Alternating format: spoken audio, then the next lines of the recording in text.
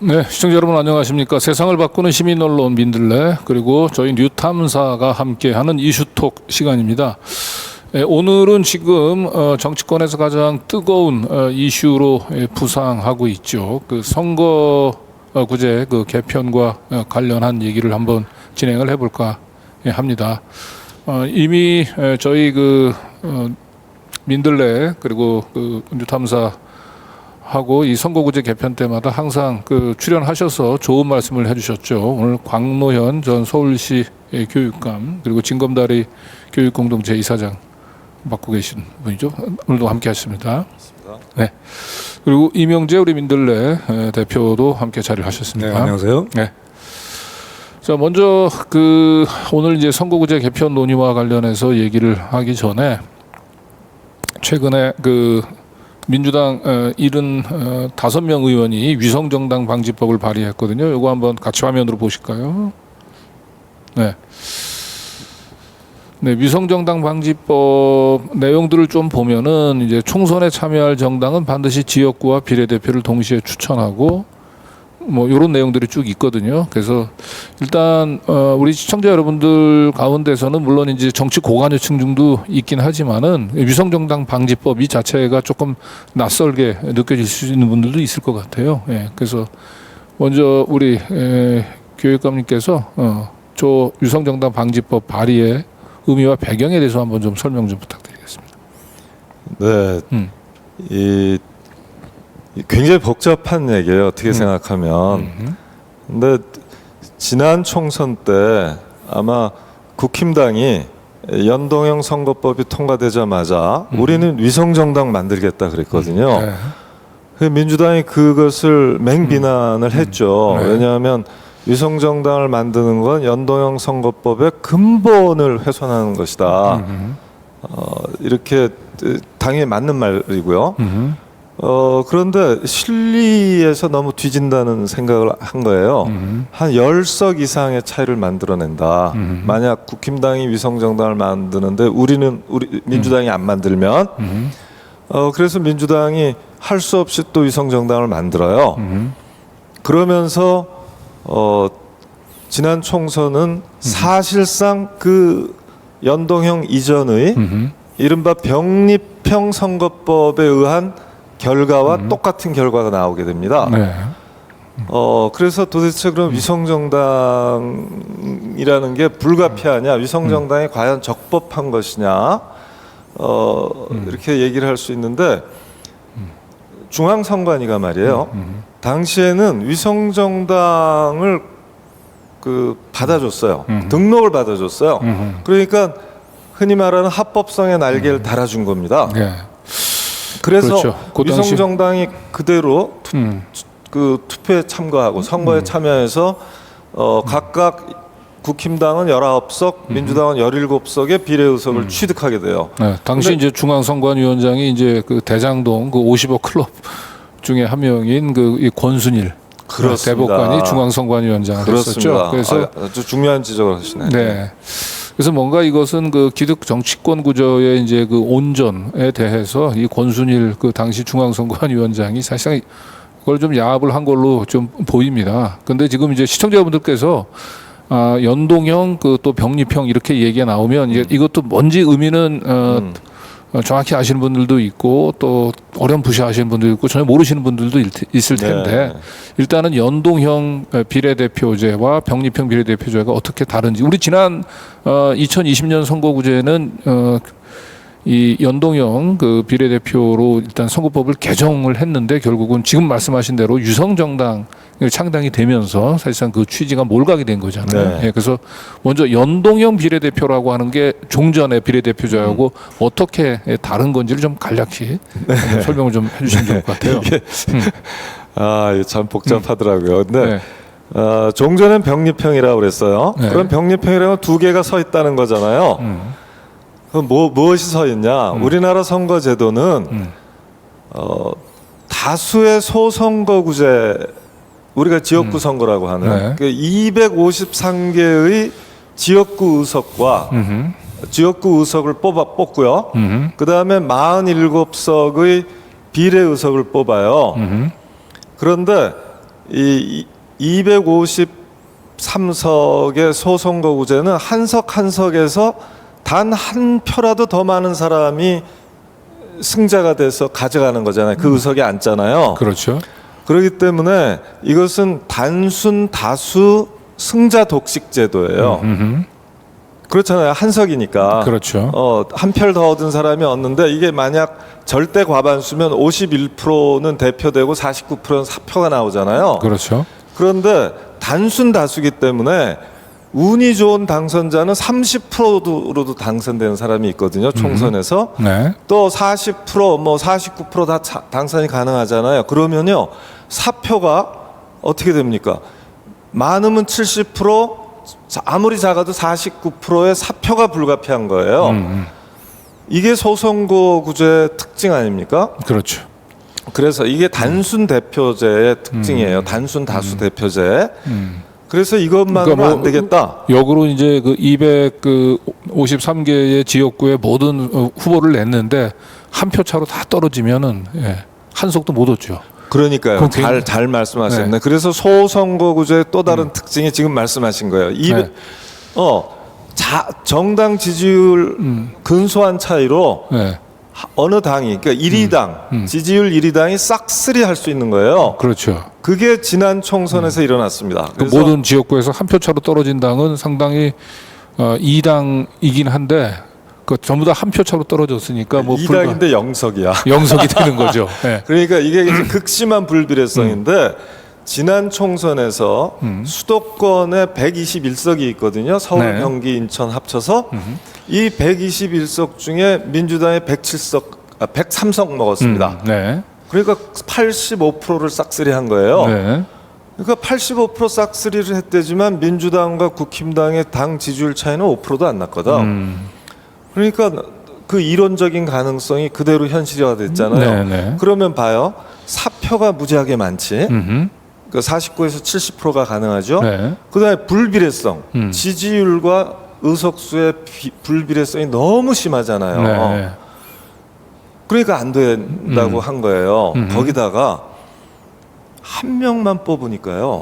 뭐 잘생겨서 뽑히고 배우를 해서 뽑히고 뭐 그러니까 인기가 있어서 뽑히고 경력이 너무 빵빵해서 뽑히고 스펙이 좋아 뽑히고 부자라서 뽑히고 뭐 능력이 좋아 보여서 뽑히고 다 이러잖아요. 그러다 보니까 서민이 대표되지 않아요. 노동자, 자영업자 같은 사람들이 대표를 얻기가 어려워요. 소선거구제에서는. 네. 그리고 청년, 노인 이런 분들이 또 대표되기가 어렵잖아요. 특히 네. 여성이 그렇잖아요. 그래서 네. 여성은 이제 의무적으로 비례대표 13579를 주게 해서 이 어느 정도 그래도 한 17% 정도 지금 여성이 진출해 있는데 40대 이하, 아니 40살 이하 있죠. 40세 이하 국회의원은 20대에서 한 명인가 그랬어요. 근데 그 사람이 지금은 이제 40대가 됐지. 그러면 이 성적은요, OECD 꼴찌는 물론이고 전 세계 꼴찌였습니다. 그러니까 이 40살 이하 국회의원 비중이 0%였거든 실제로.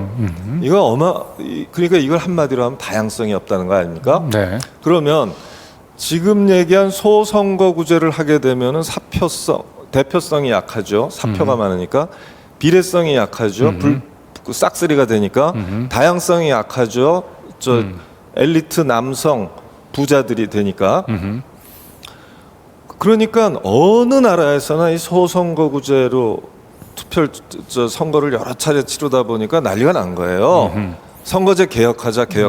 네. 그래서 나온 게 비례대표제예요. 비례대표는 말 그대로입니다. 10% 지지를 받았어요? 당이? 그러면 10% 의석을 가져. 30% 지지를 받았으면 30%를 갖고요. 70% 지지 받았으면 70%를 가져요. 되게 정의롭잖아요. 네. 비례적 정의가 관철되는 거예요. 그 대신 한 석을 비례대표를 할 수는 없죠. 한 사람이니까. 네. 그렇기 때문에 비례대표를 하려면 반드시 한 7, 8석 최소가 많으면 뭐 그건 300석이라도 가능한 것이죠. 그래서 비례대표를 하는 나라가 대부분이에요. 전 세계에는. 그런데 그럼 대부분 이제 10석 이상의 대선거구 비례대표를 해요. 그러면 10% 5%를 지지받는 정당도 낄 수가 있거든. 한 석이라도. 그래서 이제 비례대표제를 전국구로 한다든가 굉장히 대광역으로 이렇게 해서 모든 국회의원을 비례대표로만 뽑는 나라가 유럽이에요. 그런데 우리나라는 어떻게 하고 있냐? 우리나라는 두 개를 혼합하고 있는 거예요. 둘 다 써. 그래서 소선거구제 1인 소선거구제에서 253명을 뽑고 47명은 전국구로 해서 정당 투표를 따로 하잖아요. 그래서 그 정당 투표에서 각 정당이 올린 득표율, 이걸 이제 정당 득표율이라고 그러잖아요. 정당 득표율에 따라서 나눠 갖는 의석을 47석을 해놓은 거예요. 그러면 각 정당은 선거 끝나고 갖게 되는 의석, 정당하게 갖게 되는 의석이 뭐냐면 소선거구에서 승리한 의석, 지역구 의석 플러스 비례대표에서 정당 득표율로 나눠 가진 의석, 이걸 두 개를 합치잖아요. 이게 병립형이에요. 그런데 우리나라 병립형의 특징은 뭐냐면 지역구 의석, 소선거구제로 뽑는 의석이 5.4대 1로 압도해요. 왜냐하면 300석 중에 253석을 지역구에서 뽑아. 네. 그러니까 비례대표의 영향력이 5분의 1밖에 안 되는 거죠. 매우 작은 거예요. 그런데 그러면 우리가 이제 아까 얘기한 대표성, 비례성, 다양성을 늘리려면 비례대표 의석이 늘어나야 될 거 아닙니까? 네. 그런데 우리나라 사람들이 국회의원 꼴 보기 싫은데 비례대표 의석을 늘려서 의원 정수를 늘려? 안 될 말이야. 절대 싫어. 이게 표층 심리로 확인되잖아요. 여론조사라는 건 표층 심리인데 매번 보면 한 80% 나오거든. 자, 이제 일단 여기 그래서 너무 이제 연동형으로 설명을 해드려야 돼. 예, 이제 대학 강의 식으로 이게 너무 흘러가면 맞아. 집중력이 좀 그러네, 떨어지니까 그러네.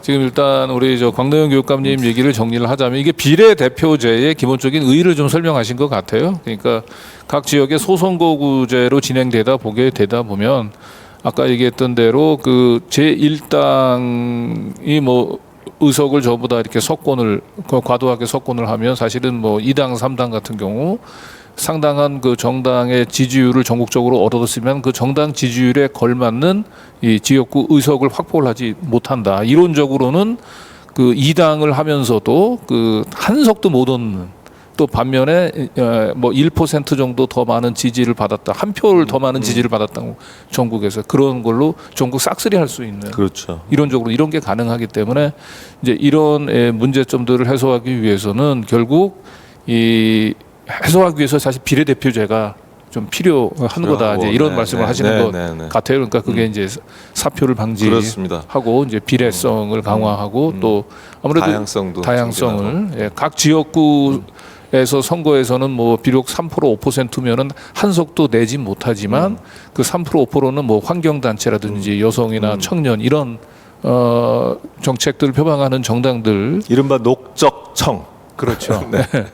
그래서 그런 지역구에서 한석도 확보하지 못하지만 우리 의회의 다양성을 이제 뭐 확보하고 또 지역구 선거에서 그런 소수 정당들을 지원했던 그 표들을 어쨌든 대표성들 좀 더 강화하기 위해서 그런 차원에서 우리의 비례대표제가 필요하다. 그렇습니다. 요 말씀을 하신 것 같아요. 그런데 요 비례대표가 당초 이런 취지에서 출발했는데 종전에 병립형 에서는 이런 비례대표의 취지를 강화하는 것이 아니고 외려 거꾸로 이 거대 양당 지역 선거에서 더 많은 투표를 한 사람이 역시 비례대표에서도 다 그 똑같이 그런 의석을 더 많이 확보하는 과점을 강화하는, 그거는 그런 거하고 좀 다른가요? 그거는 이것도 그래서 많은 분들이 착각하는 거기 때문에 아주 좋은 질문을 해주신 거예요. 네. 지금 이게 2002년 이전에 전국구 의석이라는 게 있었어요, 우리나라에.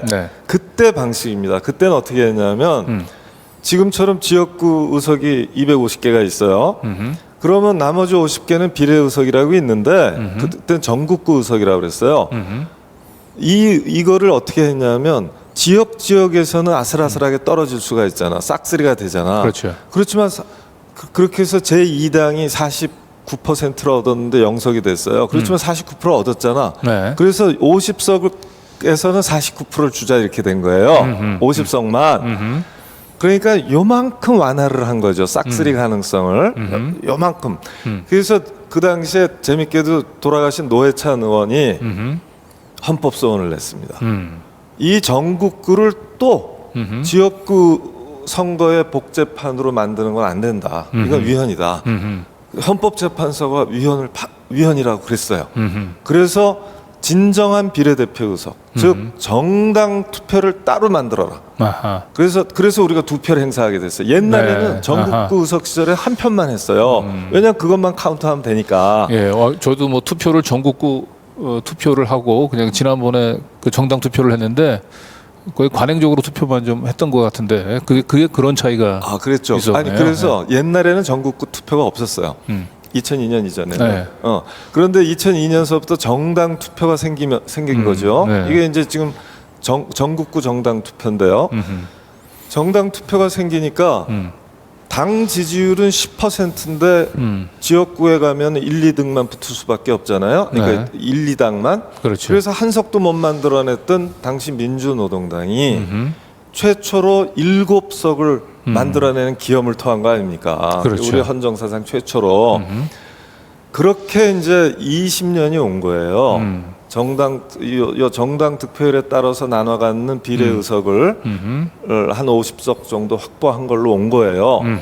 그런데 이거는 아까 말씀드린 대로 너무 이걸로는 대표성이나 비례성이나 다양성을 확보하기에는 소선거구제가 너무 많아서 250명이나 뽑다 보니까 50명으로는 아무리 정당 득표율에 따라서 그 세 가지를 충족시켜도 전체 의석에 대한 영향이 별로 없잖아요.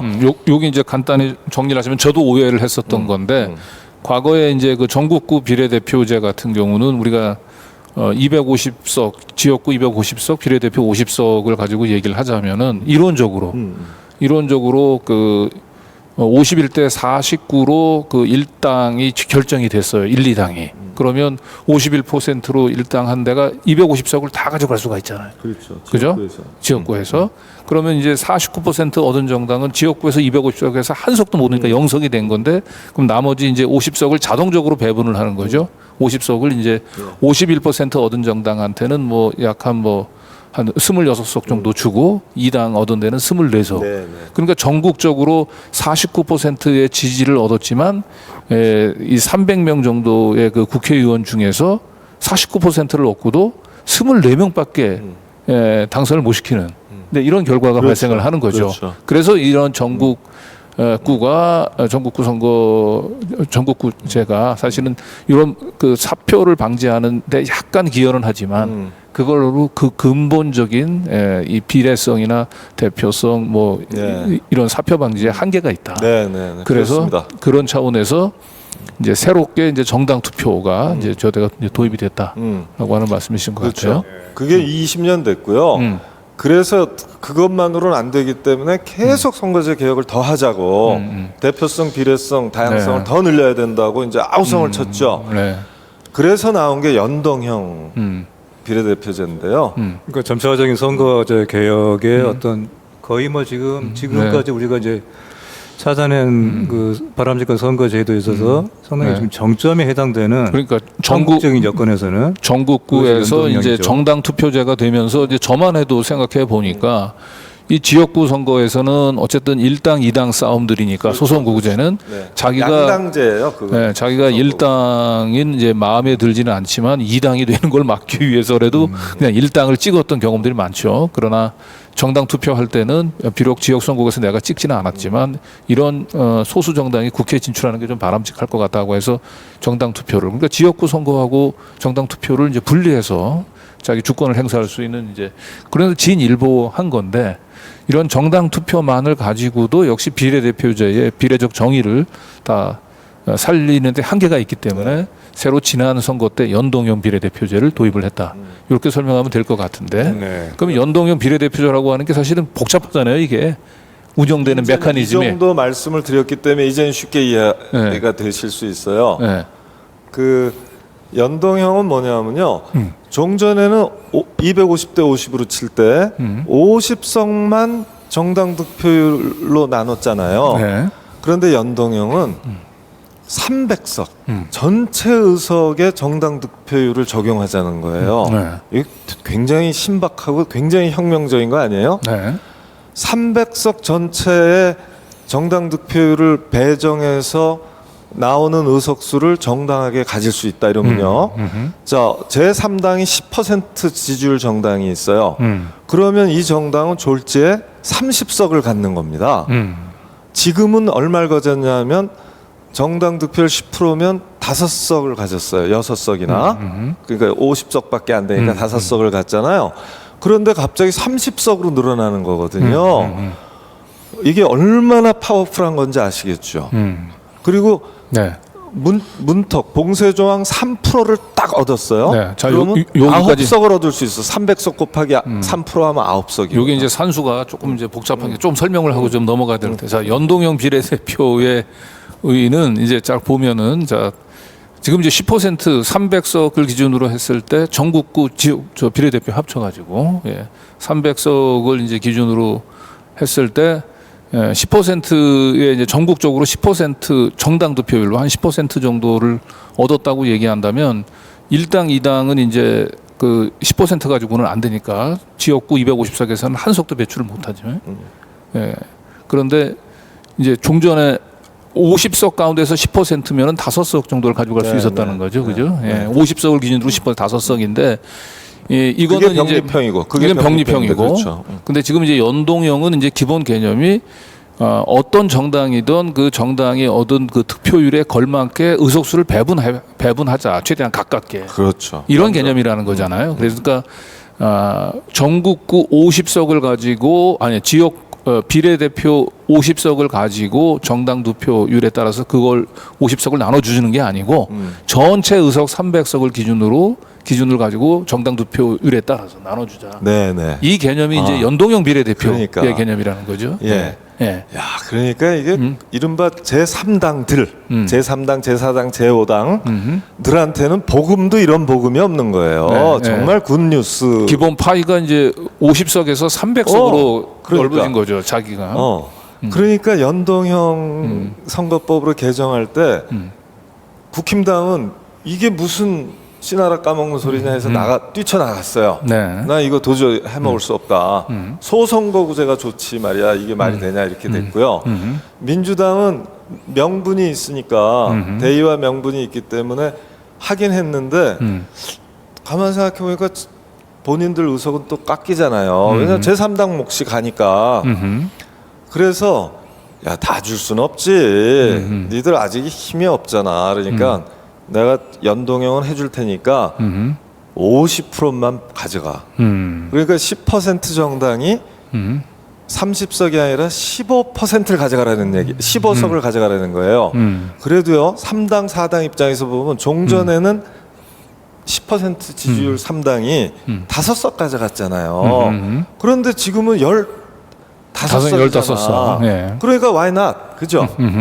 그래서 여기에 합의를 한 거야. 그것이 준연동형의 뜻이에요. 50%만 쳐주겠다. 네. 그래서 준연동형이라는 그렇죠. 말이 나오거든요. 예. 그런데 사실 또 하나 문제가 있어요. 자, 연동형을 했는데 이제 지역구 선거는 치르잖아요. 네. 지금 지역구 253, 비례 47선 그대로 있습니다. 병립형 그대로 그 구종 가져왔어요. 그 상태에서 연동형으로 바꾸다 보니까 어떤 문제가 생기냐면 지역구에서 본인의 정당 득표율보다 훨씬 많은 의석, 이른바 초과 의석을 이길 수가 있잖아요. 제1당이. 그렇죠. 그러면 제1당은 이를테면 40% 지지를 받는 정당이 있다 칩시다. 제1당이. 네. 그러면 몇 석이 정확하게 맞습니까? 연동형에서는 300 곱하기 0.4, 120석이 정당한 몫이에요. 그렇죠. 네. 민심을 그대로 반영하면 120석만 갖는 게 옳아. 네. 그런데 이미 지역구 선거에서 140석, 150석을 올렸어요. 네. 예를 들어서. 그럼 그런 당은 이제 비례대표 의석에서는 배정을 하지 않는 게 못 가져가더라는 게 맞는 아이고, 거죠. 우리 학생 정말 훌륭하시다. 예. 그거예요. 네. 그러니까 네. 초과 의석이라고 그러잖아요. 그럴 네. 때 그럼 정당 득표율 초과 의석을 일당은 언제나 올릴 수 있잖아. 그렇죠. 일당은. 네. 더군다나 250이나 되니까 일당이 그 안에 250개에서 많이 올리면 180석도 올리고 160석도 올리고 140석도 올리고 120석도 올리잖아요. 네. 그러니까 일당의 경우에는 정당 득표율 40% 정도면 일당을 하는데 50%라고 합시다. 50% 일당이니까. 그러면 150석이잖아요. 네. 그런데 250석이나 소선거구제에서 뽑기 때문에 거기서 150석을 넘기기가 쉬운 거예요. 일당은. 네. 그러면 말씀하신 것처럼 부족분이 없기 때문에 비례의석에서 한 석도 못 가져와요. 이걸 가지고 사람들이 난리를 치는 거예요. 네. 네. 이걸 어떻게 해석하냐면 야 그럼 우리가 정당 투표를 50%나 해줬는데 그래서 정당 득표율 50%를 만들어줬는데 지역구 의석 빼놓고 이걸로는 한 석도 못 만든다고? 이게 아주 거대한 착각인데 네. 이 착각에 입각해서 안 되지. 우리가 저 일당에 준 일당 지지자 입장에서 제 일당에 준 정당 투표 2천만 표가 1,000 몇백만 표가 이렇게 되면 사표가 되는 거 아니야? 네. 그러면 안 되지. 위성 정당 만들어야지. 그렇게 해서 비례 의석도 먹어야지. 이게 네. 이게 위성 정당이에요. 그렇게 네. 해서 만드는 게. 네. 근데 지금 제가 진짜 말씀드리고 싶은 건 이거예요. 여러분들 정말 잘 생각해 보세요. 지금 그런 생각이 팽배해 있잖아. 우리 전국에 만연해 있습니다. 네. 언론, 자, 일단은- 정치권 다 이 얘기를 해. 네, 거대 지금- 정당이 찍은 정당 투표는 그럼 다 사표 아니야? 그럼 이제는- 위성 정당 불가피한 거 아니야? 이렇게 얘기한단 네, 말이에요. 이제 여기서 이제 유성 정당이라고 하는 개념을 이제 좀 정리하고 좀 가야 될 것 같은데 우리 이명재 대표님이 계속 한 마디도 얘기도 하지 않았는데 뭐 여기서 한번 좀 끼어들어 보시죠. 그래서 위성정당은 우리가 지난 총선 때 그 생산한 사례를 봤지 않습니까? 지금 하신 말씀처럼 연동형, 준연동형이지만은 그 비례대표 개선의 그런 취지를 근본적으로 부정한 시도가 먼저 국힘당에서 나왔죠. 그러니까 전혀 생각지도 못했던 그야말로 아주 기발한 창의적인 수를 낸 건데 사실 이거 아무도 예상을 못했던 거예요. 그러니까 쉽게 말하면은 위성정당은 한마디로 말해서 위장정당이죠. 그리고 자매정당이라고 하는데 일종의 자매정당이라기보다는 하위정당이라고 해야 맞을 겁니다. 네. 그러니까 자기 자당의 이름으로는 명의로는 비례대표를 얻을 수가 없으니까 그렇잖아요. 이미 지역구 의석으로 자기가 얻을 수 있는 이상의 표를 그 의석을 획득했기 때문에 단적으로 지난 이제 2020년 총선을 기준으로 하게 되면 국민의힘이나 민주당이나 다 30%의 그 지지율 이상을 전국적으로 얻었죠. 네. 아니 지역구에서는 30% 정도, 지역구에서는 30%대 정도의 네, 네. 그러니까 뭐 많이 잡아야 양쪽이 다 40% 정도의 있는데 그 결국은 그렇게 따지면 300석 기준으로 해가지고 민주당 120석 뭐 국힘당 120석 얻으면 사실은 더 이상 비례대표에서는 그 가져갈 수 있는 의석이 없는 거죠. 그게 민심 그대로죠. 네. 그렇게 돼요. 그렇게 되는 게 맞는 거죠. 근데 그러다 보니까 이제 위성 정당을 만들면 위성 정당은 말 그대로 지역구에서 한 석도 가져가지 못한 거잖아요. 그건 지역구에 후보를 안 내고 비례만 하는 거니까. 그러니까 지역구에서 후보를 안 내는데 정당 투표에서 한 10% 여전히 한 30% 정도의 그걸 얻으면 그 정당 몫으로 그 비례대표 50석 가운데서 30% 정도를 가져갈 수 있게 네. 된 거죠. 그렇죠. 왜냐하면 지역구에서 그 정당 위성 정당은 공식적으로 한 석도 뭐 아예 지역구에 후보를 안 낸 거니까 한 석도 얻지 못했으니까 지역구 비례대표 50석 가운데서 30%만 얻어도 15석을 네. 가져갈 수 있는 이제 네. 여기 일단은 이제 산수적으로 개념을 좀 명확히 할 필요가 있을 것 같아서. 예.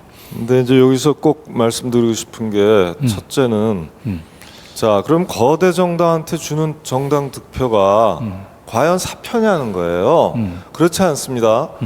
자 연동형 게임의 룰이 있어요. 연동형 게임의 룰의 으뜸은 모든 정당은 정당 투표에서 올린 정당 득표율만큼 상응하는 의석을 갖는다잖아요. 네, 제도의 기본 취지가 이게 근본 규범이에요. 네. 연동형 게임을 하는 순간 정당이건 국회의원이건 국민이건 유권자건 다 이 근본 규범을 어기면 안 됩니다. 첫째는 안 그럼 다른 게임을 하는 거니까요.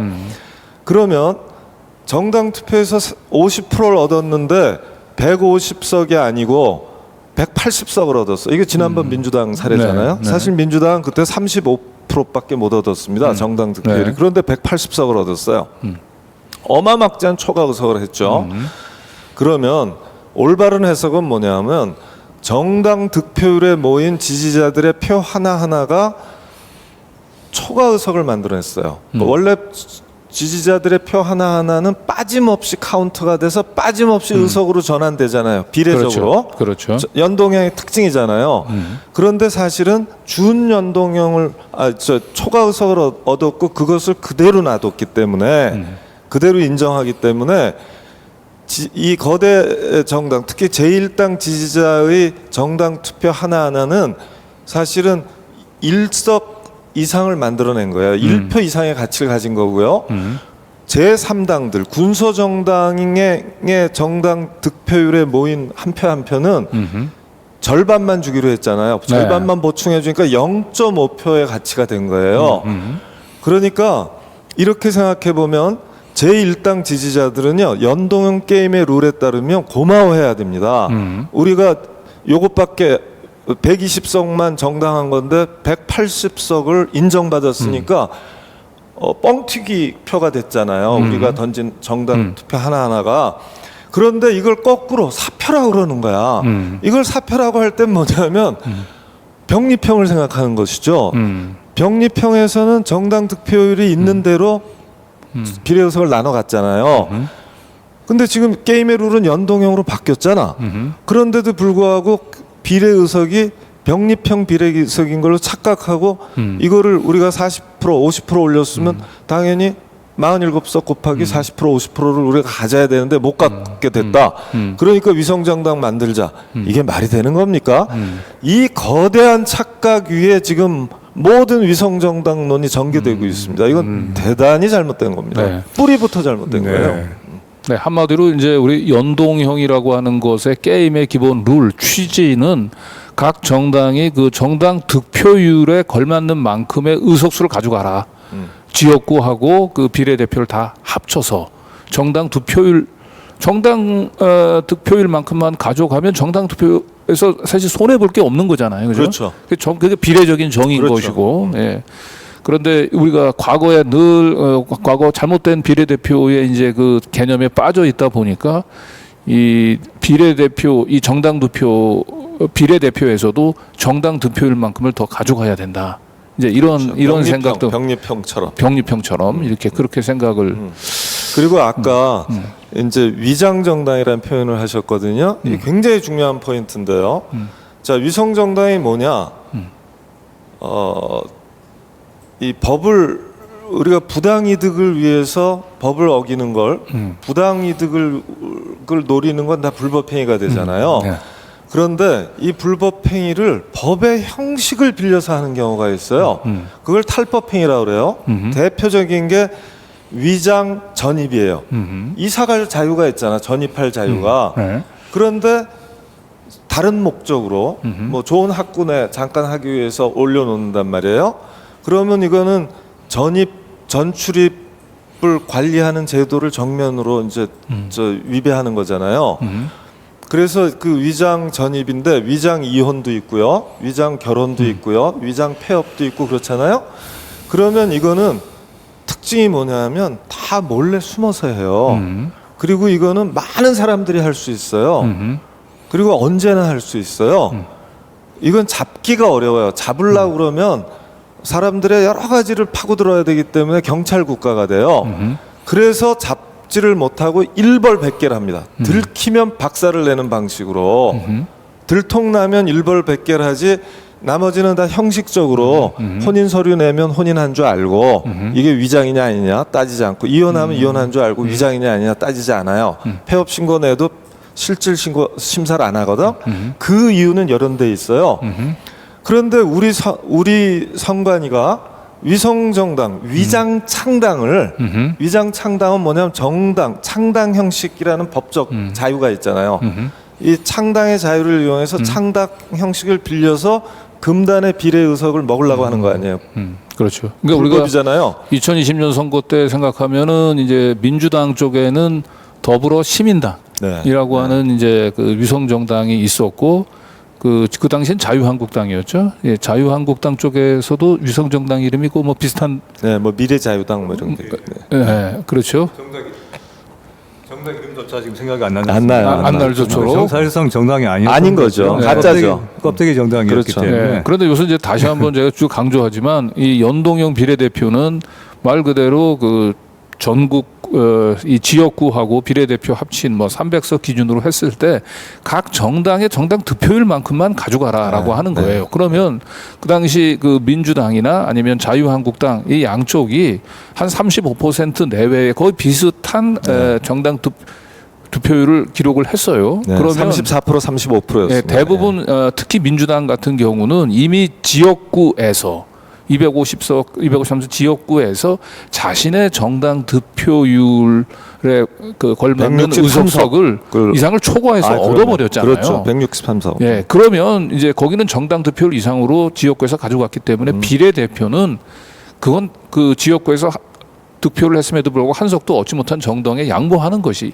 이게 비례적인 정의에 맞는 건데 이 민주당은 더불어시민당, 그다음에 자유한국당도 각자 위성정당을 만들어서 이미 각 지역구에서 자기네들 정당 득표율 이상의 의석수를 확보했음에도 불구하고 또 다시 비례대표 47석도 자기네가 또 가져간 거죠. 그렇죠. 그 정당 위성정당을 만들어서 그렇죠. 이거는 사실은 상거래에서도 이런 식으로 하면은 사실은 이건 욕먹죠. 이건 뭐 불법. 아니 욕 먹는 정도가 아니라 이거 지금 이 사람들이 위성정당에 나왔을 때 다 꼼수라는 거 동의했어요. 다 꼼수라고 그랬어. 네. 근데 대부분 사람들이 네.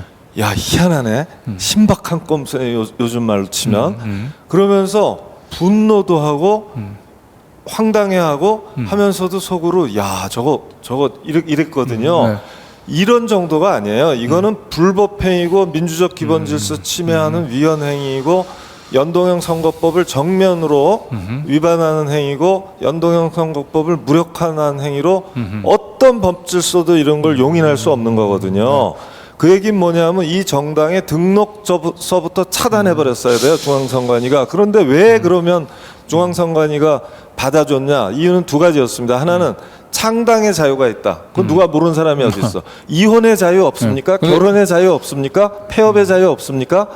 전입의 자유가 없습니까? 그러니까 그래도 위성정당- 위장 전입이고 네. 위장 맞습니다. 위헌이고 위장 결혼이고 위장 근데 폐업 처벌하잖아. 기억을 이제 더듬어 보면 2020년도에 이제 자유한국당 쪽에서 뭔가 비슷한 유성정당을 처음 만들었는데 그 이름이 너무 자유한국당하고 비슷해가지고 그 선관위에서 그거는 불허를 했어요. 그러니까 이름을 조금 좀 더 바꿔가지고 비례한국당이라고. 비례한국당인가요? 그 이름을 바꿔서 사실 눈 가리고 아웅하는 건데 누가 봐도 이건 자유한국당의 위성정당이라고 하는 걸 누구나 아는 건데. 분신전당이라고 그럽시다. 아바타 네, 정당. 근데 그 분신. 당시에 이 권수 아까 얘기했던 55 클럽 대장동 55 클럽의 멤버 중에 한 명이었던 권순일이 있는 중앙선관위에서 이걸 허가를 해버렸어요.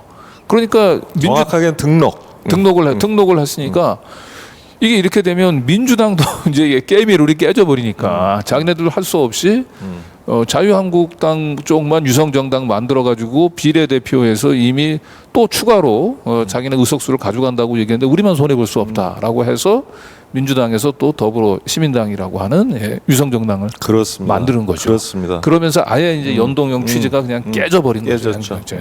그러니까 반칙을 바로잡을 심판이 자기 역할을 하지 않으니까 네. 상대방 선수도 그 반칙에 네. 공범자가 된 것이죠. 아 정확한 그러니까 주범이 있고 비유네요. 정범이 있는 것이죠. 네. 그러니까 먼저 이 축구 경기에서도 명백한 강력한 그 불법적인 태클에 휘슬을 못 불면 그 다음에 그 비슷한 반칙을 해도 네. 그냥 넘어가잖아요. 그러니까 그것이 이제 당시 이성정당 사태에서의 민주당의 딜레마였던 것 같고요.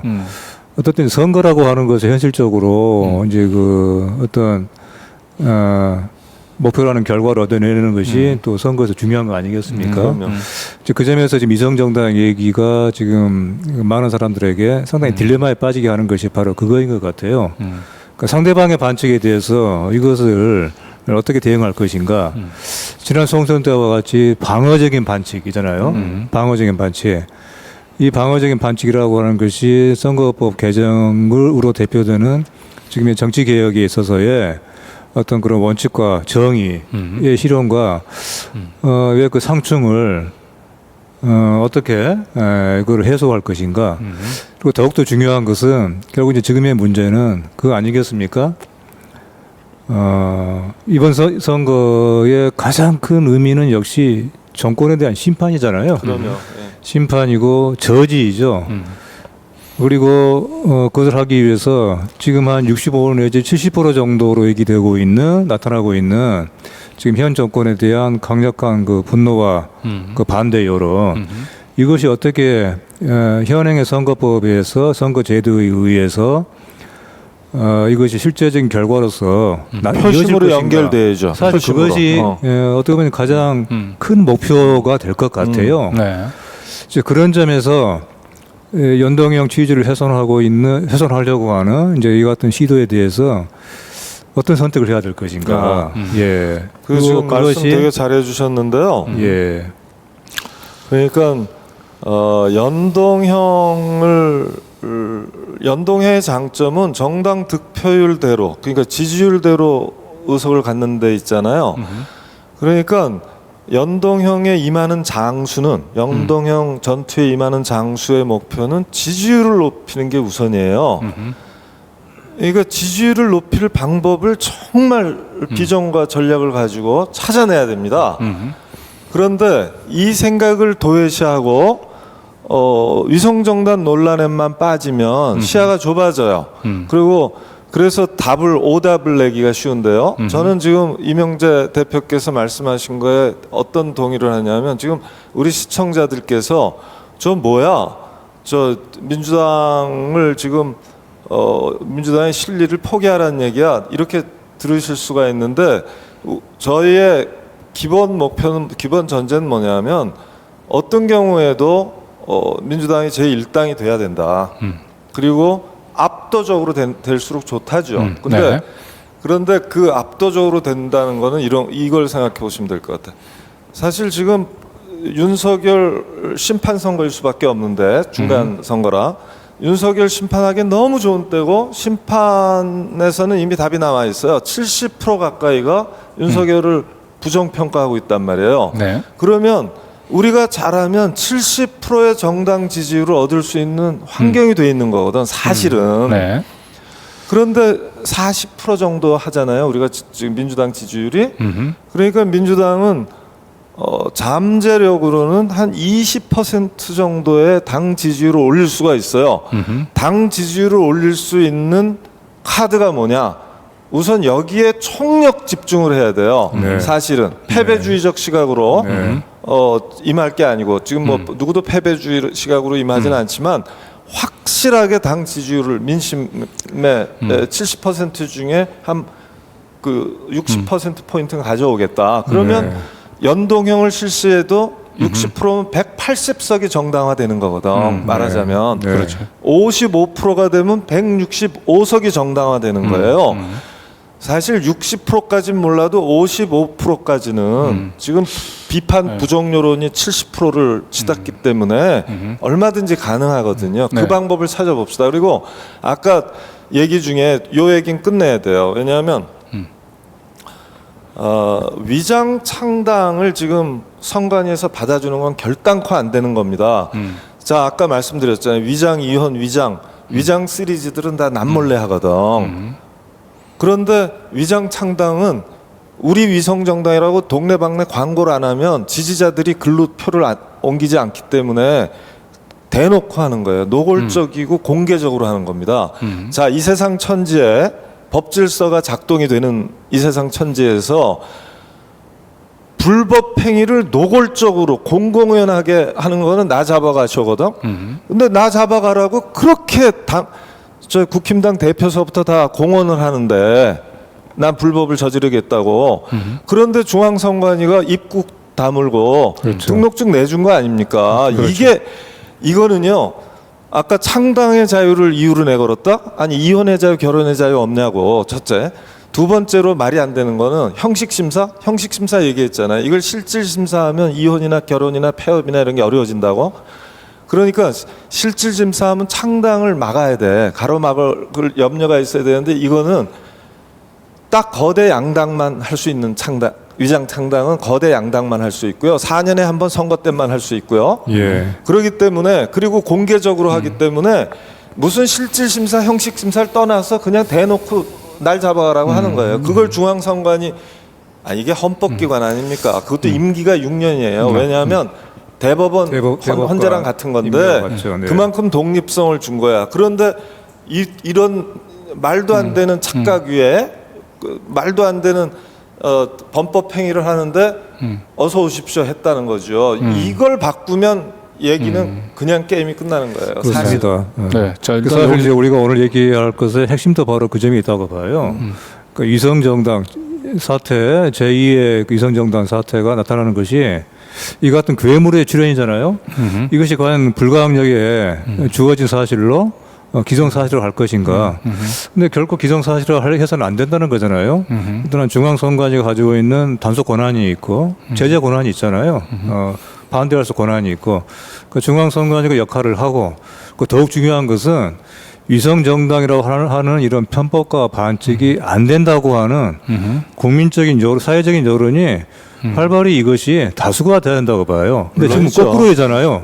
위성정당은 어쩔 수가 없다. 이거는 주어진 우리가 어쩔 수 없이 부당하지만은 우리가 감수해야 되는 조건이기 때문에 우리도 여기에 따를 수밖에 없다라고 전혀 하는 그렇지 않은데. 이런 식의 심리가 지금 특히 민주당 내에서 상당히 거의 다수로서 형성이 되고 있는 것이 과연 타당한가와 함께 자, 일단 여기서 이제 논의를 이제 조금 이렇게 좀 단계를 좀 밟아가서 가야 되는데 사실은 이 문제가 그러니까 위성정당 그 금지법 발의가 결과적으로 그 윤석열을 심판하는데 외려 이게 부정적인 영향, 부정적인 효과를 가져오는 게 아니냐 이제 이런 생각들을 가지고 있거든요. 이제 이 부분들에 대한 이제 편견 부분들은 이제 나중에 정리하면서 이제 하려고 했었는데 이걸 먼저 얘기를 했고, 자 그러면 이제 위성정당이 아까 얘기했던 대로 우리가 그 연동형 그 비례대표의 기본적인 취지는 각 정당이 전국 지역구와 비례대표를 합쳐서 각 정당이 얻은 득표율만큼만 가져가는, 그게 비례적인 정의에 부합하는데 그런 선거법 개정 취지에 맞게끔 선거가 실시되려면 위성정당이 창당이 되면은 안 되는 거죠. 근데 그럼 실효적으로 위성정당 창당을 막을 수 있는 건 물론 선관위가 단속 권한을 강화하면 되는데, 그게 1번이에요. 그리고 이제 두 번째로는 이제 제도적으로 위성창당 자체를 좀 봉쇄할 수 있는 이제 그런 이제 입법이 필요한데, 그래서 민주당 지금 의원 75명이 이 위성정당 방지법을 발의했거든요. 그 내용을 이제 좀 살펴보시면 지금 이제 이해가 될 것 같아요. 다시 한번 볼까요? 민주당 75명 위성정당 방지법 발의. 자, 우선 총선에 참여할 정당은 반드시 지역구와 비례대표를 동시에 추천한다. 왜냐하면 지난 20대 같은 경우는 그 자유한국당이든 민주당이건 그 위성정당들은 지역구에 한석도, 지역구에 한 명의 후보도 내질 않았죠. 그러다 보니까 각 위성정당은 지역구에서 한석도 얻지를 못했기 때문에 비례대표에서 자기네들이 얻은 정당 투표율만큼 의석을 또 이렇게 가져갈 수가 있었죠. 물론 이제 50%라고 하는 이제 제한이 있긴 하지만, 자 그러면 두 번째로 위성정당 방지법 발의. 각 정당이 지역구 후보자를 낸 숫자의 20%는 비례대표를 반드시 또 추천해야 된다. 이렇게 된 거죠. 그러면은 이제 자유한국당이나 이제 그 당시에 이제 그 민주당 입장에서는 이제 비례대표 20%를 내게 되면은 그 위성정당 몫으로 이제 가져가는 그 파이가 줄어들 수밖에 없겠죠. 위성정당의 실효성이 좀 떨어지겠죠, 그만큼. 그리고 이제 두 가지 사항을 충족하지 못한 정당은 모든 후보자의 등록을 무효로 한다. 이제 이렇게 이게 위성정당 방지법의 내용이네요. 근데 이 위성정당 방지법 내용 자체는 큰 문제는 없는지 모르겠어요. 요 위성정당 방지법이 이제 김상희 의원 아닌데요. 이거를 이제 민주당 국회의원 75명이 공동 발의를 한 거예요. 네. 지금 보시면 총선에 선거에 참여하려면 선거를 보이콧하는 정당이 아니라면 반드시 지역구 후보도 내고 비례대 후보도 내라. 우선 첫 번째. 이렇게 되면은 자 거대 양당도 비례대표를 내야 되지, 비례 후보를 내잖아요. 그러니까 위성정당 여지가 없어지잖아요. 그리고 비례 위성정당을 하려면 지역구를 안 내는 걸 전제로 하는데 지역구 후보를 내라 그러니까 역시 위성정당을 제어하죠. 그래서 이 두 가지가 핵심이에요. 이 첫 번째가 동시에 내라. 그런데 현실적으로는 연동형의 핵심은 지역구가 아니에요. 연동형은 정당 득표율만 알면 상응 의석수를 정할 수 있고 부족하면 비례 의석에서 비례적으로 보충해 준단 말이에요. 그렇기 때문에 정확하게는 비례대표 후보만 내게 하면 됩니다. 그리고 비례대표 후보 내는 게 위성정당을 방지하는 거죠. 왜냐하면 거대 양당이 반드시 비례대표 비례 후보를 내게 하면 그렇게 해서 정당 투표용지에 거대 양당의 이름이 나오잖아요. 네. 그러면 그걸 찍어야지. 그렇지. 근데 다만 형식적으로 한 명을 내면 안 되겠죠. 그러면 위성정당을 또 만들라는 뜻이거든. 네네. 그렇기 때문에 그건 안 되는 거고요. 아하. 그래서 그 다음이 있는 겁니다. 다음을 다시 한번 그래서 볼까요? 또 다음 네. 문장이. 그래서 지역구를 동시에 추천할 이유는 없는데 비례대표를 반드시 내게 하고 다음에는 일정한 정도의 비례 후보 추천을 강제해야 돼요. 일정한 수준에. 이게 이제 어느 수준이 되냐가 논란이 있죠. 그러면 요건 정확한 표현은 아닙니다. 요렇게 잘못 보기가 쉬워요. 지역구 후보자를 낸 숫자의 20%를 비례 후보를 내라 이렇게 정리를 하셨는데 이렇게 되면 민주당 같으면 253개 지역구에 전체를 내잖아요. 그럼 250 곱하기 0.2면은 50명이거든요. 그러면 비례대표 후보를 50명 추천하란 말이니까 이건 아니지. 이건 아니고 여간 그 김상희 법안을 그대로 따르면 10명 내야 돼요. 한마디로 말씀드리면. 10명. 그래서 47명이 있잖아요. 비례 그러니까 어쨌든 뭐 비례대표 의석의 20% 이게 좀 더 정확한 설명이겠죠. 네. 비례대표 의석의 20%를 내면 되는데 네. 그러면 이제 10명 내는 거거든요. 그래서 10명을 꼭 내라. 그러는 건데 10명을 내면요. 위성정당이 만들 수가 없지. 왜냐하면 자기 후보 10명이 있는데 이 위성정당을 만들면 이 10명을 떨어뜨리라는 뜻이잖아요. 그죠? 네. 그렇기 때문에 당연히 위성정당을 못 만들게 하는 거거든. 그래서 이렇게 일정 수의 비례 후보를 강제하고 정당 투표 참여를 강제하는 것으로 위성정당이 효과적으로 실효적으로 방지될 수 있어요. 그리고 이 법이 통과되면 국힘도 못 만들고 민주당도 못 만드는 겁니다. 그러니까 공평해지는 거예요. 어차피 군소정 제3당들 몫은 아니거든. 이거는 어차피 그 사람들은 비례를 보고 선거를 하기 때문에 비례 후보를 무조건 내게 돼 있잖아요. 그러니까 저 법은 거대 양당을 향한 법이고 거대 양당이 공평하게 적용받기 때문에 위성정당 논란은 끝나는 거예요. 사실은. 그러니까 위성정당을 없애는 방법은 여러 가지가 있습니다. 제일 좋은 방법은 뭐냐면 비례 의석을 늘려주는 거예요. 의원 정수를 늘려서. 그렇게 되면 위성정당을 금지법을 안 만들어도 튀어나올 수가 없어요. 왜냐하면 저 지역구에서 정당 득표율 상응 의석을 건질 수가 없거든. 지역구 비중이 줄어들기 때문에. 지금은 지역구 비중이 85%나 되기 때문에 그러니까 100석 중에 85석이 지역구이기 때문에 정당 득표율이 40%면 100%에 40%든 85%에 40%든 별 차 안 나잖아요. 그래서 그게 지역구에서 달성 가능하거든. 그런데 2대1 구조만 하더라도 불가능해요. 현실적으로. 그렇기 때문에 위성정당 금지법이 필요가 없어. 비례 의석을 늘려주면 2대1 구조로만 해주면. 그래서 그게 근본 답이고요. 그리고 더 근본 답은 그러니까 첫 번째 근본답은 비례 의석을 늘리는 거, 두 번째는 중앙선관위가 야 이놈들 해갖고 치도권을 내는 것, 등록을 거부하는 거고요. 그 전에 국회에다가 위성정당 방지법 만들어 달라고 촉구 소환 내고 대국민 선전 홍보하고 이래야 되는 것이죠. 그리고 세 번째가 위성정당 방지법이에요. 그 위성정당 방지법을 하면 양당이 다 족쇄에 묶이기 때문에 위성정당 못 만들거든요. 그 어처구니 없는 사태는 끝이 나는 겁니다. 네, 저 위성정당 방지법에 따르면 뭐 저걸로 이제 위성정당 창당을 근본적으로 방지할 수는 없지만 사실상 근본적으로 방지할 수 있어요. 방지할 수. 네, 가능합니다. 그러니까 이제 지역구 지난번에는 이제 그 비례대표에만 냈는데 이제 지역 뭐 내막적으로는 이제 위성정당을 만든다고 하더라도 무조건 지역구 후보를 내야 되고 지역구 후보를 내게 되면은 그 뭐 한 1~2% 뭐 당락에 갈리는 그런 선거구에서는 야 위성정당도 나와 본당도 나와 그러면 그 선거 이 표가 갈릴 수밖에 없고. 이게 똑같죠. 그것도 지역구에 한석만 내도 내는 걸로 되잖아. 저렇게 되면. 네. 그러니까 의미가 없고 네. 저렇게 하려면 지역구도 몇 프로 이상 내라 그래야 되는데 그렇죠. 각 당의 형평상 그걸 못 하거든요. 네, 네. 그러니까 법이 불가능한 걸 강제할 수 없잖아요. 현실적으로 그렇죠. 불가능한 걸 강제할 수 없어서 그래서 내가 지역구 요건은 필요가 없는 것이다. 아까 비례대표만 내게 하면 된다. 그리고 아까 그 정도 거대 양당이 비례대표 47석에 20%만 내도 사실은 10%만 내게 해도 뭐 마음대로 못하면 위성정당이 나오기가 어려워요. 네.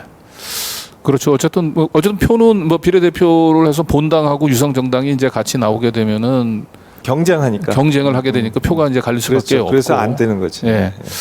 그래서 어쨌든 우리가 이게 사실은 대의제 민주주의의 그 근본 취지를 살리는 차원에서는 각 정당은 자신들이 얻은 정당 득표율에 맞는 의석수를 가져가면 되는 그렇죠. 거고. 예. 정치 민심 그대로법이라고 그랬어요. 네, 그래서 이미 우리가. 이제 그 지역구에서 자기네들 정당 득표율 이상 초과 의석을 얻었다고 얘기한다면, 예.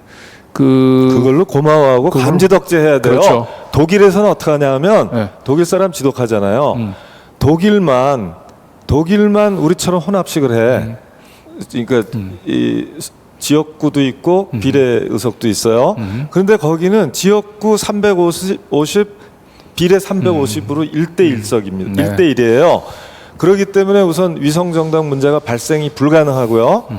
그 다음에 이 사람들은 지독한 연동형을 합니다. 100%. 네. 활이야. 그래서 부족분을 메워주는 것뿐만 아니라 초과 의석이 발생하잖아요. 그러면 정당 전체 의석수를 자동으로 늘려버려. 그렇게 해서 그 늘어난 전체 의석수 곱하기 정당 득표율을 하면 정당 득표율은 고정돼 있잖아요. 확정이 됐잖아. 하면은 그 의석이 나오게 지역구 의석수가 나오게 얼마나 지독한 줄 알겠죠. 네. 초과 의석을 인정을 안 해준다고. 근데 우리나라는 거대 양당에게 유리하게 초과 의석을 그대로 법적으로 인정해 주잖아요. 그러니까 정당 투표가 4표가 되는 게 아니라 1점 몇 표가 된다니까요. 현실적으로 카운트되는 게. 네네. 감지덕지하고 고마워해야 되는데 이걸 4표가 된다는 엉뚱한 착시로 말이지 막 사람들을 현혹시켜갖고 위성정당 만들고 이거를 중앙선관위에 내가 눈 뜨고 놔두는 거는요. 옛날에 서울 가면 눈 뜨고 코 베어 간다는 얘기가 있었어요. 진짜 60~70년대까지. 나는 이 지난 총선을 보면 정말 선관위가 눈뜬 가운데 지코 베어가는 걸 놔뒀구나 하는 생각이 들더라고. 자, 어쨌든 지금까지 이게 오늘 이제 얘기해야 될 내용이 이제 사실은 이제 서론격인데 서론에서 너무 많은 시간들을 우리가 할애하긴 했지만은 굉장히 우리가 지금 언론에서 얘기되는 연동형이냐 아니면 뭐 병립형이냐로 피상적으로 이해하시는 시청자분들 입장에서는 연동형 비례대표라고 하는 것이 어떤 제도인지 이게 정당 득표율에 걸맞게 의석수를 가져가자라고 하는 비례적 정의를 위한 제도라고 하는 거구나. 그리고 위성정당이라고 하는 부분들이 왜 이 연동형을 무력화시키는 역할을 했는지 그리고 왜 민주당에서 이 위성정당 방지법을 발의했는지 이제 요 취지는 이제 이해를 하셨을 것 같아요. 그러나 여전히 이제 많은 우리 시청자분들 입장에서는 그런데 이 연동형 비례대표라고 얘기하는 것이 윤석열을 심판하는데 효과적인 제도냐 또 이런 부분에 있어서 그래도 또 이제 의문이 좀 남을 것 같긴 한데 이제 그 부분은 차츰 풀어가면서 얘기를 하도록 하고요. 어쨌든 민주당 의원들 75명이 위성정당 방지법을 발의를 했고, 그리고 이 시민단체에서도 그 현재 이제 위성정당 방지법 처리, 그리고 준연동형 비례제를 현재 유지하고, 예, 하는 이를 촉구하는 이제 기자회견을 가졌습니다. 자, 그럼 이제 요 다음 순서는, 자, 이제는 기본적으로 이제 위성정당의 기본적인 취지는 이해하셨을 거예요. 그런데 이 위성정당을 둘러싼 이제 여러 가지 그 잘못 된 이제 그 착각, 편견에 대해서 이제 하나하나 좀 설명을 좀 해볼 텐데, 이건 좀 시간을 좀 빨리 좀 진행을 좀 하면서 대체로 다 얘기했어요. 다 사실은. 했죠? 거의 얘기했어요. 하나하나 짚으면 돼요. 네. 저 1번은 여러 차례 말씀드렸잖아요. 사표가 아니라 저 1표 이상의 효과를 내니까 감지덕지하고 고마워해야 된다. 저거는 저 병립형 연동형 게임을 하면서 병립형으로 뛰는 병립형 작전을 짜는 거다. 있을 수 없는 연동형 선거법 정면 위반 행위고 민주적 기본 질서 침해 행위고 그 제3당으로 갈 군소정당으로 갈 비례의석을 가로채는 절취 행위다. 어떤 면으로도 저건 봐줘서는 안 된다. 이제 1번 그렇게 얘기한 거고요. 사표가 아니다. 사표가 아니라 더 많은 표로 살아있다. 사실상 말씀드렸고, 두 번째로 정당 투표에 불참해도 무방하냐? 저건 정당 투표에 불참하지 못하도록 위성정당 방지법을 만들었잖아요. 그런데 사실 중앙선관위가 올바르게 생각하면요, 위성정당 방지법 만들 필요도 없다고 자꾸 말씀드리잖아요. 이것도 마찬가지예요. 자, 정당 투표에 불참하면은 정당 득표율이 0이죠. 네. 그러면 정당한 의석이 0이 되는 거 아닙니까? 전체 의석 곱하기 정당 투표율이 정당한 의석이잖아요. 그러면 거대 양당이 갖고 있는 정당 투표에 불참하고 위성정당을 내세운 거대 양당의 정당한 의석수는 0석이에요. 0석이라니까. 그렇죠. 이렇게 선언하면 돼요. 선관위원회에서 연동형의 근본 규범에 따르면 정당 투표에 불참해서 정당 투표율 0%를 기록하는 순간 너희들의 정당한 의석수는 0석이다. 그래서 니네 지역구 의석 얻은 거 아무 의미가 없기 때문에 무효 처리하겠다. 이 얘기는 뭐냐면 당신들은 정당의 자유로 선거 자체를 보이콧할 수는 있다. 그러나 불법 목적으로 그러니까 비례의석을 금단의 비례의석을 금지된 행위를 하기 위해서 선거를 보이콧하는 건 불법이다. 이렇게 얘기할 수 있잖아요. 불법 행위를 하기 위해서 선거를 그런 식으로 선거법을 이제 해석할 수도 그렇죠. 있다라고 하는 거죠. 해야 되는 만약에 거예요. 위성 정당을 창당하기 위해서 자기네들이 거대 양당이 아예 이 비례대표의 후보를 내지 않은 경우, 예, 그런 경우는 사실상 이제 지역구에서 얻은 의석까지도 그것도 다 무효 처리. 다 무효 처리할 수 있다 이런 얘기. 정당한 의석이 없는 건데 뭐 근본 규범을 위반한 대가가 이렇게 혹독한 거거든요. 이게 법의 원칙이에요. 지금 중앙선관위는 이해할 수 없는 짓을 하고 있는 겁니다. 자, 그리고 3번 위성 자매 정당 창당이 불가피하다는 이제 이것도 제가 말씀드리기를 아까 우선 불가피하지 않은 게 중앙선관위가 뛰면 불가피하지 않다. 그 다음에 비례의석을 늘려도 불가피하지 않다. 저거는 하수지. 하수지만 할 수 없이 해야 된다는 거죠. 그죠? 네. 자, 그리고 4번 위성정당은 이제 실효적으로 금지하는 게 불가능하다는 아까 충분히 설명을 했던 것 같고요. 네, 민주당에서 이미 이제 그 법을 발의를 했고요. 저건 무슨 뜻이냐면 그냥 하나만 첨언하면 지난 총선이 참 화려했어요. 위성정당뿐만 아니라 자매정당도 출연했거든. 그게 무슨 얘기냐면 자매정당이 열린민주당이거든요. 민주당에 위성정당도 있고 자매정당도 있었어요. 그 위성정당은 뭐냐면 정당이 공개적으로 노골적으로 이게 내 새끼 정당입니다. 이렇게 하는 게 위성정당이고요. 그러니까 공식 새끼 위성정당이고요. 그게 위성정당은 공식 분신정당을 얘기하고요. 깃털정당으로. 그리고 자매정당은 그 정당 지도부가 공인하는 게 아니고 정당의 유명한 인사가 있잖아요. 예를 들면 그때 정봉주 손혜원 의원이 그런 사람이었어요. 정봉주 손혜원 의원이 국힘당이 위성정당을 만든다니까 옳지. 민주당은 그리고 그걸 맹비난하니까 민주당이 위성정당 창당할 명분은 없다. 그러면 내가 저기 가서 깃발을 들고 있어야지. 그럼 사람들이 다 아까 말한 잘못된 위성정당 거대 양당 정당 투표 사표론에 입각해갖고 정당 투표를 우리한테 줄 것이다. 민주당 지지자들이 굉장히 영리한 생각을 했죠. 그래서 자매정당을 만들었어. 그랬는데 이거는 그러니까 와일드캣 길고양이 위성정당이거든. 이건 그리고 이심전심 위성정당을 자임하는 건데 그런데 이해찬 대표가 어쩔 수 없이 그때 방어 목적으로 위성정당 만들기로 선택을 했단 말이에요. 그러니까 이제 열린민주당이 눈에 가시잖아. 이게 지금 잘못하면 매운 민주당 하면서 막 독자적인 지지율을 얻기 시작해 13%까지 갔거든. 그래서 그때부터 이해찬 대표, 그러니까 당 지도부하고 특히 김어준 같은 친구들이 앞장서서 그 열린민주당 박살내죠. 그래서 5%로 묶어놓거든. 그러니까 무슨 얘기냐면 위성정당이 있으면 자매정당은 성립할 여지가 없는 거예요. 그렇죠. 그래서 위성정당을 방지하면 자매정당도 안 나오는 겁니다. 그런데 그때 의미군요. 위성정당을 방지 안 했기 때문에 그 틈을 타고 자매정당을 깃발을 들었다가 위성정당이 민주당도 만드는 바람에 굉장히 깃발을 세게 들고 이렇게 엉거주춤하게 들고 5.4%로 끝난 거지. 네. 그러니까 위성정당을 창당을 하지 못하게 만들면 결국은 위성 자매정당을 장난을 못 쳐요. 그러니까. 장난을 못 친다. 네. 자, 그리고 마지막 5번이 요게 이제 가장 이제 많은 우리 시청자분들이 현실적인 고민일 것 같아요. 그렇죠. 위성정당 금지법 대통령이 거부권을 행사할 것이다. 우리 저 이명재 대표가 좀 말씀하시죠. 제가 너무 많이 말해서. 거부권 행사할 가능성이 상당히 일단 높다고 보는 게 맞지 않을까 싶긴 한데요. 그렇죠. 근데 과연 대통령의 그 같은 그 판단에 대해서 얼마나 그것이 많은 그 자기가 얻는 것 이상의 그 많은 타격을 받게 될 것인가 하는 것을 과연 우리 뭐 정치권이라든가 사회적인 여론을 통해서 보여줄 것인가 현실적인 어떤 그런 압박으로 그것이 관건이 아닐까요? 그렇죠. 네. 제가 보탤 얘기는 뭐냐면요. 저 이제 거부권이 행사되는 거를 지금 전제하고 논의들을 많이 해요. 그 위성정당 방지법 만들어야 소용없다.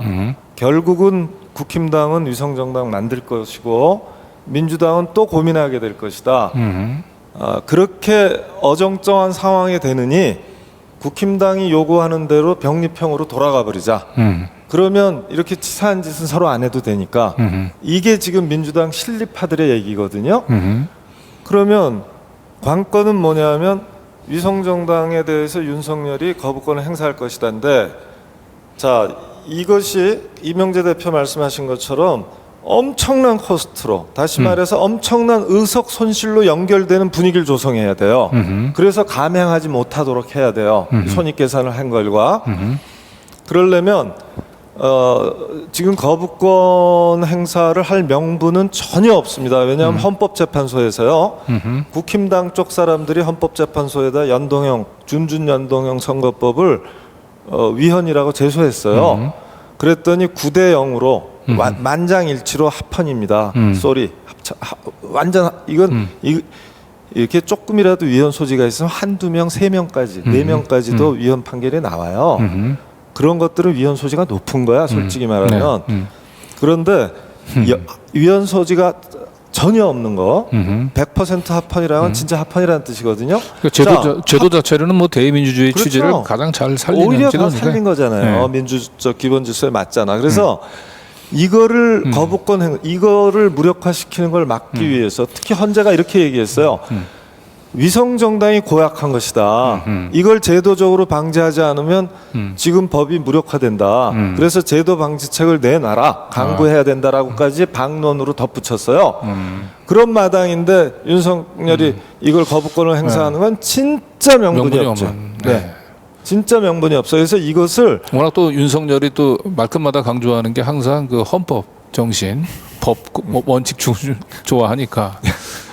그런 그래서 정말이지 또 중앙선관위가 할 일이 있는 거예요. 이 국회에다가는 위성정당 방지법을 헌재의 권고에 따라서 만들라고 촉구하고 그 다음에 거대 양당에다가도 그 입법 행렬에 동참하라 그러고 그 다음에 통과가 돼서 대통령한테 갔잖아요. 네. 그럼 거부권 행사해서는 안 된다를 조목조목 네. 논리를 대서 전문 헌법기관으로서 의견서를 제출하고 공표해야 돼요. 네. 그런 거 하라고 헌법기관으로 만들어줬고 6년 임기를 줬거든. 대통령보다 더 긴 임기를. 근데 거기서 입국 다시라고 그러더라고요. 그래서 입을 꾹 다물고 있는 거는 정말 직무유기도 이런 직무유기가 없어요. 이거 저 탄핵 대상이면 다 탄핵하고 싶더라고. 그러니까 탄핵할 거야. 그렇죠. 탄핵 운동이라도 할 거야. 어떤 뭐 합리, 헌법적 규범과는 거의 뭐 무관하게 이렇게 생각하는 사람 중에 한 명이 지금 현재 윤 모 대통령이잖아요. 그래서 아무리 이것이 명분이 없다고 하더라도 결국 이제 거부권을 행사하고 싶은 그런 생각이 아주 지금 가득할 텐데 그러니까 문제는 중요한 것은 윤 대통령의 어떤 생각 그 판단이 전적으로 자기 자의에 의해서 행해지도록 하지 않도록 하는 어떤 지금 말씀하신 것처럼 여기에 대해 발언하고 사전에 이 같은 예방적인 경고를 해야 되는 중앙선관위원이 또 여러 책임 있는 주체들이 그 같은 얘기를 사전에 좀 내놔야죠. 그래서 저는 천하의 헌법학계, 정치학계, 선거학회도 똑같이 일을 해야 그렇습니다. 된다고 생각합니다. 네네. 이 학회가 입을 꾹 다물고 있는 거 있을 수 없는 일이에요. 그래서 학문의 역할을 포기하는 거거든요. 그래서 상상 초월의 대통령이라고 하더라도 감히 이런 생각을 쉽게 하지 못하도록 그런 사회적인 어떤 그런 압박 분위기를 조성해야 되겠다. 그러니까 이것은 목표로 삼아야 될 것이지 저것을 일단 거부권을 행사할 것이다라고 하는 것으로 이렇게 단순하게 지금의 어떤 그 상황에서 예단을 할 일은 아니다. 그렇게 생각합니다. 네. 우리는 예측하는 이유는 적절하게 개입하기 위해서 맞습니다. 더 낫게 만들기 위해서 하는 그런 것이지 상황으로 비관주의를 교사하는 법이 없도록 그런 상황으로 만들어야죠. 그죠? 네. 우리가 비관에 동참하지 않는 게 중요합니다.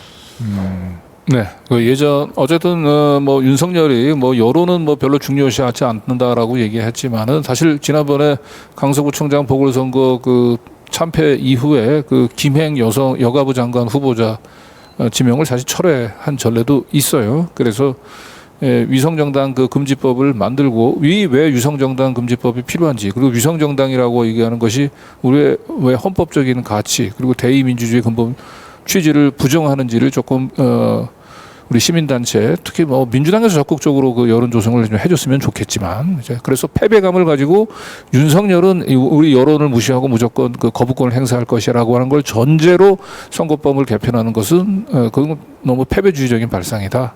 이제 이런 말씀을 하신 것 같아요.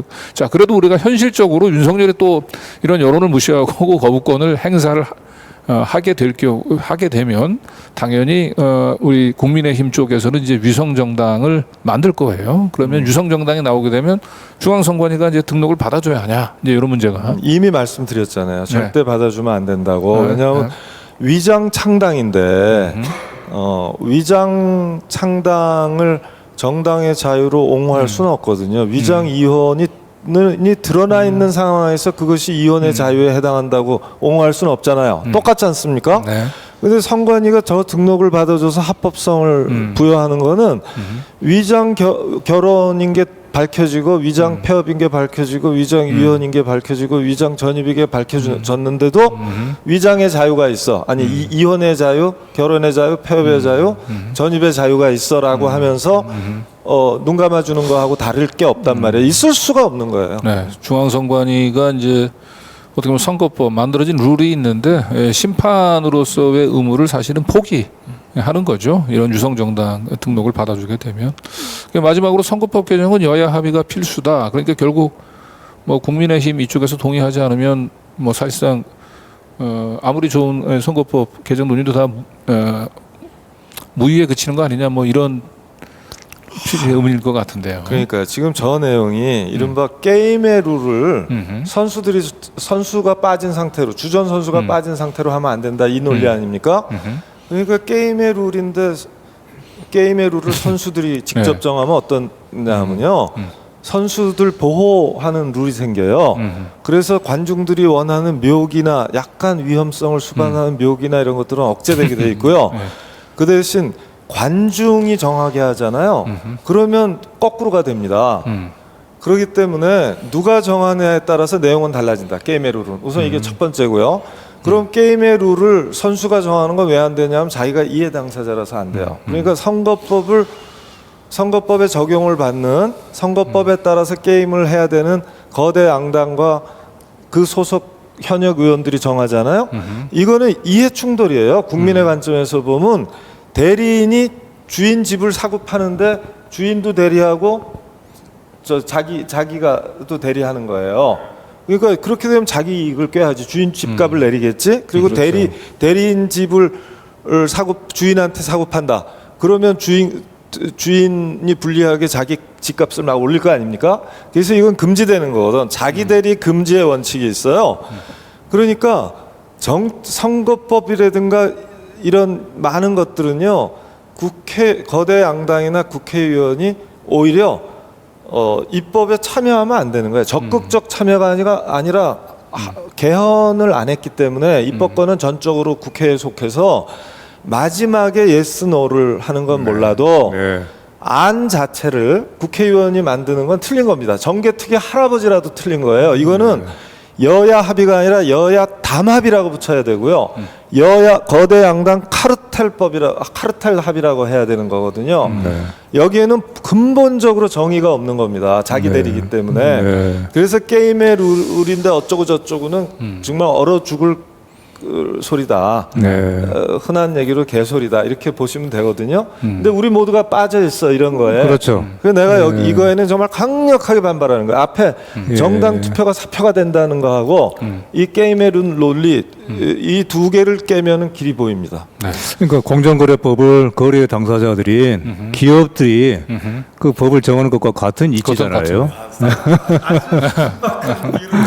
네. 네. 자, 어쨌든 뭐 민주국가의 장애의 주권자가 사실은 주인이 돼야죠. 선거에 있어서. 예, 그래서 사실 이제 선거법 개정, 저도 요 얘기는 뭐 너무나 당연한 얘기긴 합니다만 이제 우리가 다들 워낙 오랫동안 선거법 개정을 그 여야 국회에서 여야 합의로 이렇게 개정을 하니까 그리고 여야가 사실상 이게 담합하는 건데 그걸 너무 또 당연한 현실로 받아들여져 왔어요. 그런데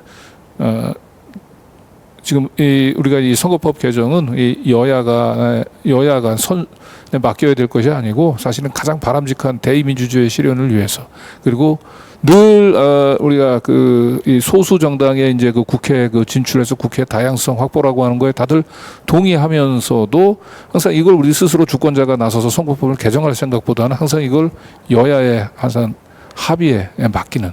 예, 합의를 종용하죠. 자꾸만.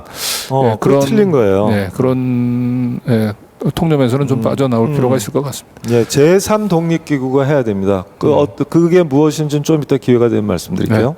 자, 그런 차원에서 우리 광노현 우리 교육감님이 계속 오랫동안 이 혼합 연동형 비례대표제는 안락사 시키면 절대 안 된다라고 하는 말씀을 해왔는데 이거 지금까지 쭉 말씀해 하셨던 내용이죠? 다 얘기했어요. 다 얘기했습니다. 예. 왜냐하면 이 부분은 있네. 아까 연동형으로 바꾼 이유가 이제 대표성, 비례성, 다양성을 확보한다고 그랬잖아요. 증진시킨다고. 그리고 연동형이 됨으로써 300석에 사실은 절반이니까 150석에 적용시킨 거거든요. 정당 득표율을 150석에 곱한 거죠. 그렇게 해서 이제 정당한 의석수를 계산한 거기 때문에 이거는 혁명적 변화고 다당제로 가는 징검다리를 놓은 것이고요. 비례적 정의, 선거 정의, 민주적 정의, 투표 정의를 위한 혁명적인 전환이에요. 이건 우리가 갈채를 보내야 되고 정말 사수해야 되는 거예요. 그리고 이거를 주도했던 민주당에 대해서도 정말 박수를 보내야 돼요. 근데 당시에 우리가 위성정당에 대해서 경계를 못한 건 학계의 책임도 있고 정치권의 책임도 있지만 여간 정치권, 시민사회권이 다 몰랐는데 학계도 몰랐어요. 그 당시에. 그래서 좀 아쉬웠고 다만 위성정당을 지금 방지하면 이것은 역시 공평하게 최상의 제도가 된다는데 의심의 여지가 없고요. 왜 연동형이 아니라 혼합 연동형이냐가 중요한데요. 혼합이라는 건 지역구가 있다는 뜻이거든요. 우리나라 유권자들은 손맛이 중요해. 그래서 내가 직접 찍어야 돼. 이 비례대표는 명부를 찍잖아요. 그런데 이건 소선거구에서 한 명을 뽑잖아. 그러면 50% 수준으로 내가 찍은 사람이 당선도 되고 안 되기도 하고 막 그러잖아요. 그래서 그러면 국회의원을 만나면 내가 지난번에 표 드렸습니다. 제가 어디 사는 유권자입니다. 이게 굉장히 정치적 효능감을 주거든. 그래서 정치적 효능감을 주기 위해서 소선거구제를 하자 이거야. 좋다 이거야.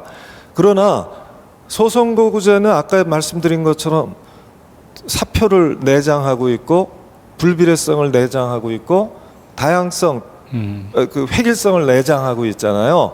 이걸 극복하기 위해서 혼합 연동형으로 바꾼 거 아닙니까? 그러니까 이 제도는 상상할 수 있는 제일 좋은 제도예요. 사실은 어떤 면에서는 그렇기 때문에 이것을 손보지 말자는 거예요. 만약 지금 이것을 병립형으로 돌아가잖아요.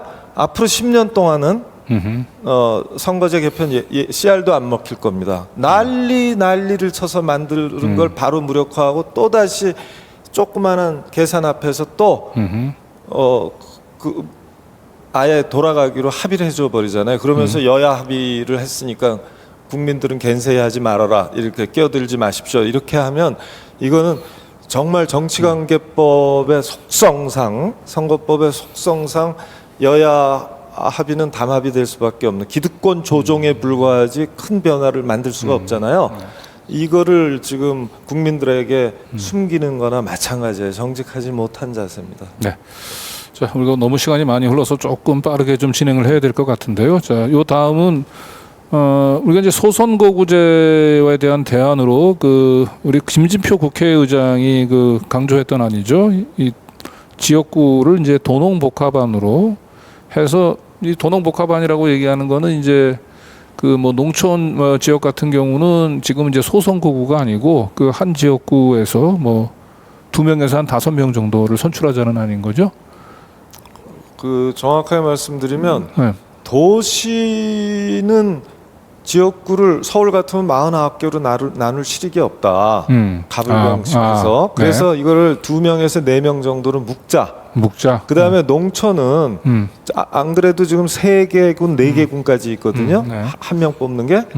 그러니까 약간 가중치를 줘서 지역을 살리기 위해서 약간 가중치를 주자. 뭐 이런 게 이제 그래서 도시 중선거구 플러스 농촌 가중 선거구 이런 뜻인데, 이거는 김진표 국회의장이 미인아닌데 여간 이건 지금 논외입니다. 네. 이거는 누구도 지금 더 이상 언급을 안 해요. 네, 이건 나쁜 제도예요. 어쨌든 한 개 선거구에서 지금 한 2명에서 한 5명 정도를 선출한다고 얘기한다면은 사실은 뭐 민주당이 2명, 뭐 국민의힘에서 한 2명 정도 내면은 외려 소수 정당 같은 경우도 국회 진출이 길이 어려워지고, 외려 거대 양당 2명이면 분명하죠. 2명 뽑으면 둘이 하나씩 나눠 먹으니까. 그러니까 불비례성은 줄지만 두 당 간의 격차는 줄지만 제3당이 진입하기 더 어려워져요. 더 어려워지고, 근데 이제 국민의힘이나 아니면 이 현재 민주당 현역 의원들 입장에서는 이제 안전하게 자신들의 재당선이 이제 보장이 되니까 그렇죠. 훨씬 더 이제 현역 의원들의 기득권을 강화하기 위한 법안인데, 이 안은 이제 이미 지금 사실상 폐기된 것 같아요. 네. 자, 이 관련해서 지금 이제 좀 쭉 설명을 드렸습니다만은 이 선거구제 개편 논의가 지금 저희가 1시간 정도 이상 지금 얘기를 했는데, 이렇게 설명을 이제 들으시면은 왜 연동형이 필요한지, 왜 비례대표자의 취지를 제대로 살려면 연동형이 더 훨씬 더 좋은 제도라고 하는 걸 이해를 할 거예요. 네. 이렇게 이제 이해를 한 상태에서 만약에 여론조사를 하게 되면은 그냥 막연하게 자기가 가지고 있는 상태에서 여론조사에 응할 때 하고는 결과가 달라질 거라. 그렇죠. 학습과 수기를 거치면 이른바 깨어있는 시민이 되기 때문에, 그러니까 정보를 충분히 가진 시민이 되면 결과가 저렇게 나와요. 네. 지금 500명. 네, 이게 이제 작년에 우리 이제 국회가 이제 KBS하고 같이 그렇습니다. 공동으로 그렇습니다. 500명의 시민들을 이제 샘플로 무작위 추출해 무작위 추출을 해서 미니 국민 집단을 지금 만들었어요. 저희들이 논의했던 내용들을 충분히 다 그 전문가들이 나와서 설명을 한 후에 네. 그리고 난 이후에 이제 바람직한 선거구제 개편은 어떻게 될 것인가를 물은 결과가 저렇게 나타났다는 거죠. 의원 세비와 보좌진을 줄여서 네. 의원 정수를 늘려. 그래갖고는 그 의원 정수 늘린 만큼을 다 비례대표를 늘려서 현행 연동형 혼합 연동형 비례대표제를 살리라는 거. 네. 그래서 여기서 수기 민주주의가 왜 필요한지 그렇습니다. 대부분의 여론조사 기관은 즉흥 민주주의죠. 네, 즉흥 민주주의. 인스턴트 민주주의. 네. 그래서 충분히 이제 그 선거구제 개편 논의에 대해서 설명을 들은 이후에 국민들의 뜻을 물은 결과는 역시 현행 연동형 비례대표제가 과거의 병립형 비례대표제보다 훨씬 더 좋은 제도다라고 그렇죠. 하는 것에 이제 적극적으로 동의를 했다는 겁니다. 그래서 시민의 집단 지성은 비례대표제 강화라고 하는 사실은 이제 분명히 확인이 됐어요. 네. 예, 그래서 공론화 시민 참여단은 이제 500인이 이제 모여서 일정한 기간 동안 저렇게 지금 화면에서 보이는 대로 충분히 이 500명 정도가 다 모여가지고 다 양쪽 안을 다 들은 거죠. 예, 꼭 영국 의사당처럼 해놨어요. 네. 그죠? 런던 그 유명한 네. 영국 의사당처럼 네. KBS 홀입니다. 저렇게 자, 장치했어요. 저렇게 장시간 동안 전문가들의 이제 선거구제 개편에 대해서 충분히 장단점들을 설명하고 난 뒤에 저 자리에 앉았었던 그 시민 참여단들의 의견이 어떻게 바뀌었는지 정말 드라마틱한 변화가 있었거든요. 그걸 하나하나 먼저 설명을 아니 하나하나 볼 시간은 없을 것 같아요. 아니 요거 뭐 간단히 설명하니까 그러시죠. 간단히 설명하면 될 것 같아요. 자, 국회의원 선거제도 바꿀까 말까. 예, 원래는 바꿀 이건 필요가 크게 안 바꿨어요. 안 바뀌었어요. 77%, 84%니까 저건요. 어떤 제도를 사람들이 생각했냐면 바꿀 필요가 있는 제도가 뭐냐면 병립형이었어요. 병립형이요. 그래서 병립형을 바꿀 필요가 있다고 해석해야 돼요. 그러니까 병립형은 나쁘기 때문에 연동형으로 바꿔야 되는 피가 84%라고 보면 되는 거예요. 네. 뭔가 병립형은 과거의 필요하다. 병립형 제도를 이제 바꿀 필요가 있다라고 동의한 네, 것이 이제 이런 네. 토론 더 과정을 늘었죠. 거치고 난 뒤에 네. 7% 늘어났다는 네. 거죠. 그 전에도 굉장히 높았어요. 77%. 오케이요. 예, 그다음 지역구 국회의원 선거구의 크기는 우리 김진표 그 국회의장이 적극적으로 중대 선거구제를 밀었습니다마는 역시 소선거구제에 대한 동의가 네. 13% 손맛. 더 내가 찍은 잘못됐다. 높아졌죠. 예. 저건 어쩔 수 없더라고. 그리고 네. 그 정치적 효능감을 저걸로 느껴요. 네. 그리고 이제 비례대표 선출 범위는 전국 단위의 비례대표제가 필요하다라고 하는 비율이 20%가 높아졌어요. 이게 놀라운 겁니다. 네. 지금 우리 이제 이 연동형을 후퇴시키고 싶은 사람들이 원하는 게 뭐냐면 권역화거든. 네. 권역별로 정당 득표를 계산해 보자. 그러면 권역별로 예를 들면 호남 같으면 이제 국힘당도 국힘당 지지율이 한 10%좀 나오잖아요. 또 영남에는 한 민주당 지지율이 30%좀 나오거든. 그러니까 권역화를 하면 서로 지역주의 타파를 명분으로 삼아서 상호 국회 진입이 가능해지잖아요. 그래서 그걸 명분으로 삼는데 저 권역화를 하면 군소정당한테는 무조건 손해를 보는 거 아닙니까?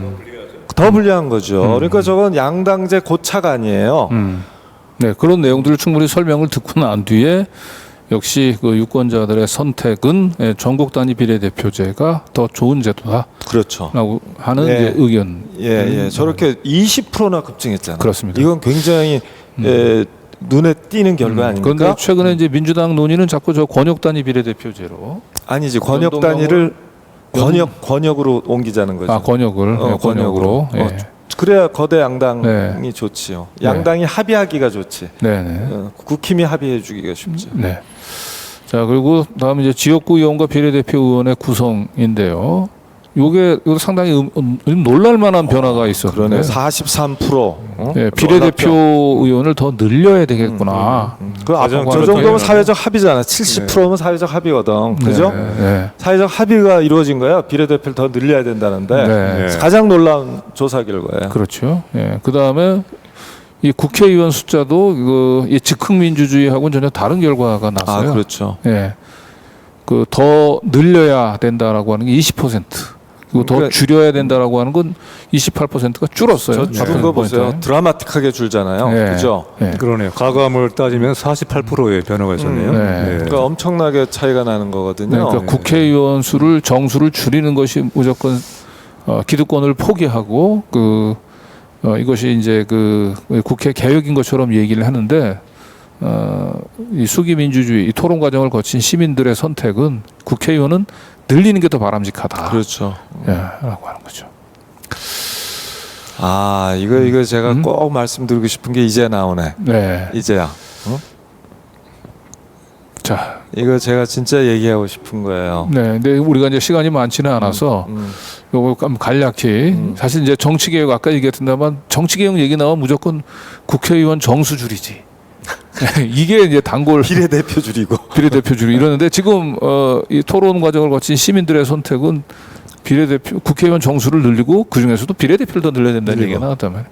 근데 제로대로 된 이제 정치개혁의 핵심인데 이거 다 설명을 하자면 좀 시간이 많이 걸릴 것 같긴 한데. 아니, 그거는 이제 선거제 개혁의 핵심이었고요.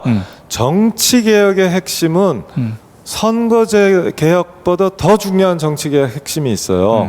그게 국회의원 거대 양당과 그 소속 현역 의원들의 셀프 입법 특권이라고 내가 말을 붙인 거예요. 셀프 입법, 자기 대리 특권, 자기 대리 특권이다. 이게 무슨 뜻이냐면 옛날 김은경 혁신이라고 기억나죠? 네네네. 민주당 혁신이. 이 사람들은 정치 개혁의 혁신이 불체포 특권 포기라고 그랬어요. 네. 그러니까 그때 막 정치 검찰이 망나니 칼춤을 추고 있는데 가서 특권을 내려놓으라고. 네. 원래 딱 그런 때에 대비해서 헌법적으로 인정되고 역사적으로 정당한 특권이 불체포 특권이란 말이에요. 그렇죠. 물론 오남용이 됐죠. 네. 그러나 그 특권은 의미가 있기 때문에 오남용 된다고 해서 없앨 수가 없는 거예요. 네. 구더기 무서워서 장 또 깰 수는 없잖아. 근데 진짜 없어야 되는 특권이 뭐냐면 아니 거대 양당과 그 법의 적용을 받을 거대 양당과 현역 의원이 선거법을 만든다.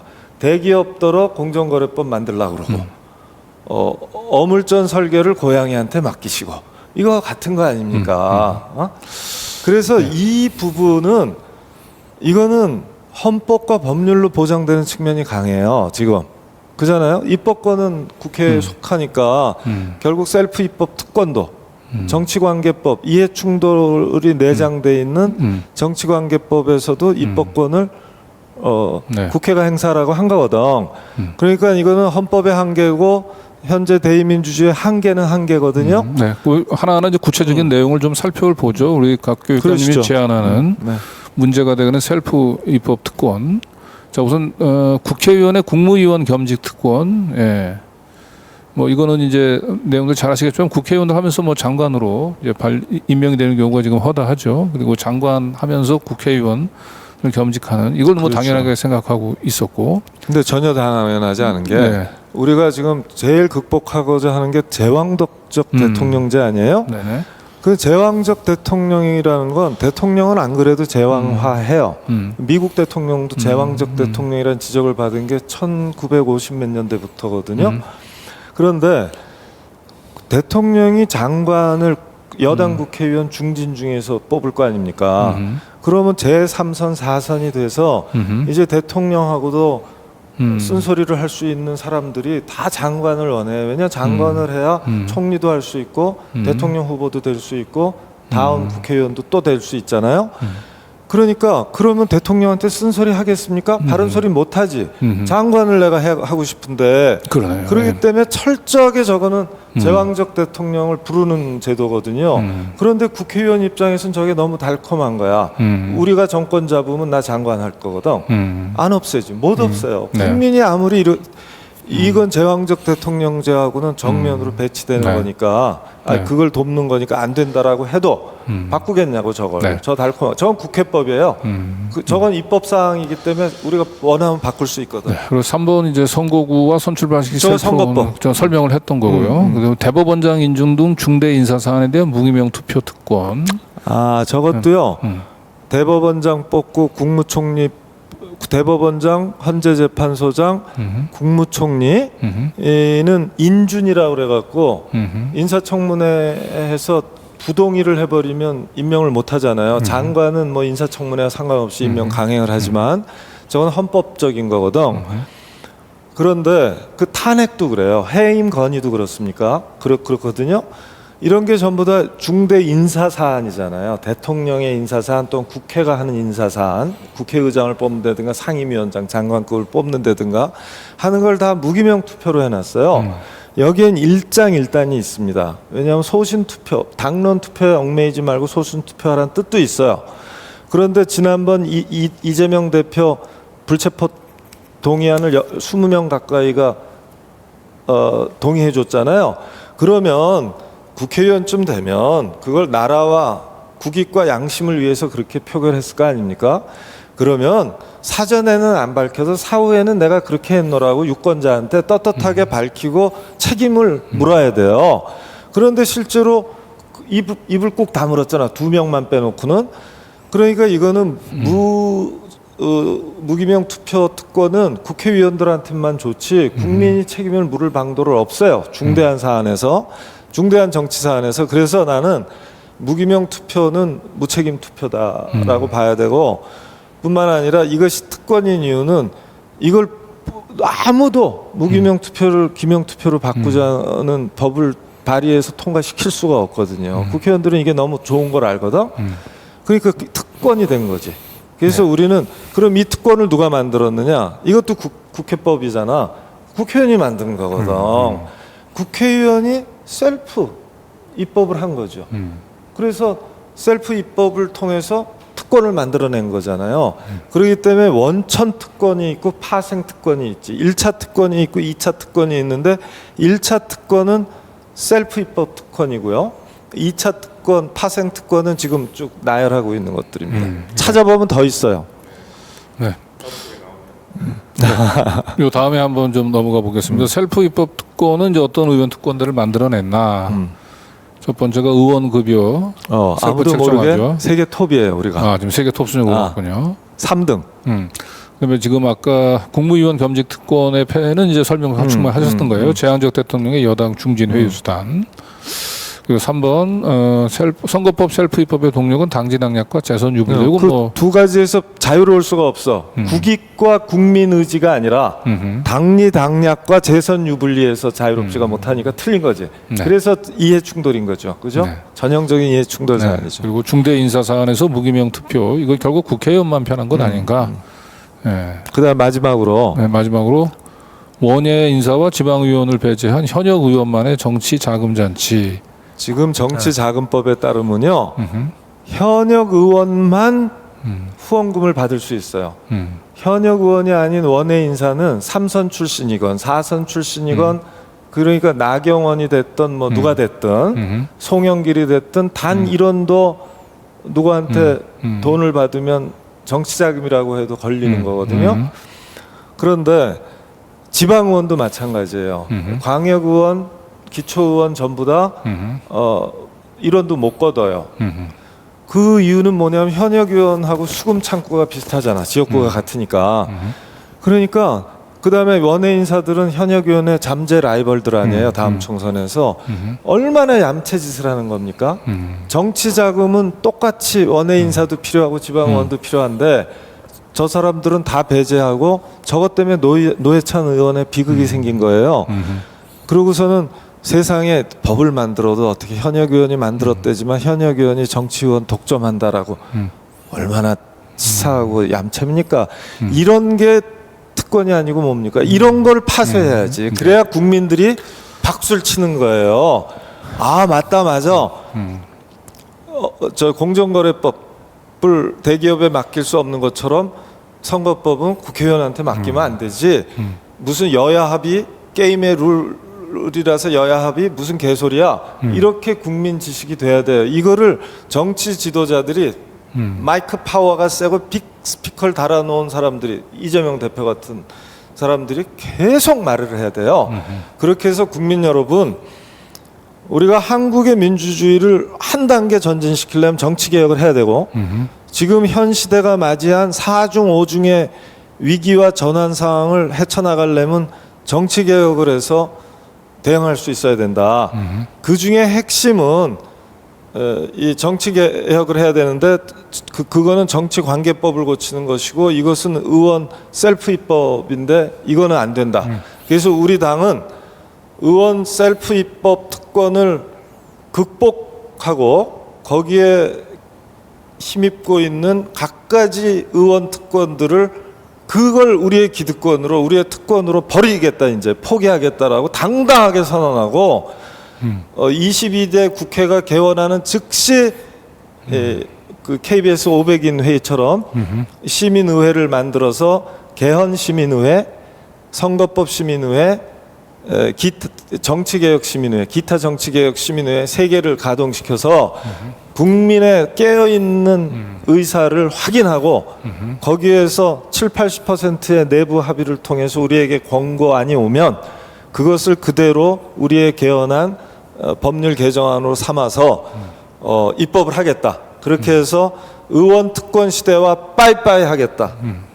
야, 이러면 국민들이 지지율 좀 높아지지 않을까? 이렇게 해서 55% 만들어 갖고 끄떡없이 일당돼야 되는 거 아니에요? 네, 마지막으로 제가 꾸는 꿈입니다. 이게 언제 오랜 시간 우리 저 광노현 전 교육감님 모시고 오늘은 이제 이 선거구제 논의 그리고 진정한 정치 개혁에 대해서 장시간 함께 논의를 했던 것 같습니다. 저희 이제 프로그램이 시작하기 전에 우리 이명재 대표가 오늘은 그 광노현 교육감님의 그 강의를 듣는 시간이 될 거라고 얘기를 했는데 역시 그랬죠. 전체적으로 이게 오늘은 좀 강의풍의 방송이었는데 워낙 그동안 하고 싶었던 얘기들이 많아서 그래도 굉장히 압축적으로 진행을 하고 더 중요한 거는 지금 이게 언론에서는 거의 지금 그 여야 간의 선거구제 개편 부분들을 중계방송만 하고 있거든요. 네, 근데 맞아요. 중계방송이 중요한 게 아니고 사실은 주권자인 국민들이 자신들의 생각들을 어떻게 지금 선거구제 개편 논의에 투영시킬 것인가 이제 그런데 이제 언론들이 사실은 역할을 해야 되는 겁니다. 그런 차원에서 이런 선거구제 개편 논의와 관련해서 연동형 비례대표제가 왜 필요한지 위성정당 금지 법이 우리 대민주주의의 근본 추진시켜서 왜 필요한지 이거는 민들레에서만이 사실은 볼 수 있는 그래서 관점 있는 뉴스가 아닌가 싶습니다. 그런 차원에서 우리 좀 민들레 1만 구독 후원자 만들기 다시 한번 부탁을 드리겠습니다. 그리고 우리 세상을 바꾸는 시민언론 민들레 계속 더 많은 응원 부탁을 드리도록 하겠습니다. 오늘 뭐 시간이 많이 흐르긴 했는데 뭐 우리 저 광노현 교육감님은 좀 말을 조금만 아껴주시고 우리 이명재 대표. 지금 분명히 이게 쉽지 않은 문제인 거는 분명한 것 같아요. 선거제 개혁이라고, 그러니까 정치 개혁이라고 하는 우리의 원칙과 과제와 또 그 못지않게 중요한 그 이번 심판적인 선거에서 확실한 어떤 그 심판을 하고 견제력을 키워낼 수 있는 결과를 얻어내느냐 이 두 가지를 같이 어떻게 얻어낼 것인가는 결코 쉽지 않은 문제이죠. 근데 저는 이제 이 같은 상황에서 우리가 갖는 힘을 좀 스스로 생각을 좀 더 우리에게 어떤 힘이 있는가를 생각을 해야 될 것 같아요. 우리가 이제 예전에 그런 말들을 흔히 했지 않습니까? 이상적인 것이 현실적이고 현실적인 것이 이상적이다. 이것이 매우 추상적이고 참 저 하늘에 있는 뜬구름 잡는 얘기 같이 들릴 수도 있지만은 하지만 실제 사실은 그렇거든요. 이상을 가지고 그걸 추구하기 위해서 현실을 어떻게 바꿔내려고 하는 것, 그 의지를 갖는 것, 사실 거기에서 그 현실과 이상 간의 거리가 좁혀진다고 봐요. 저는 그런 점이 우리에게 매우 필요하다.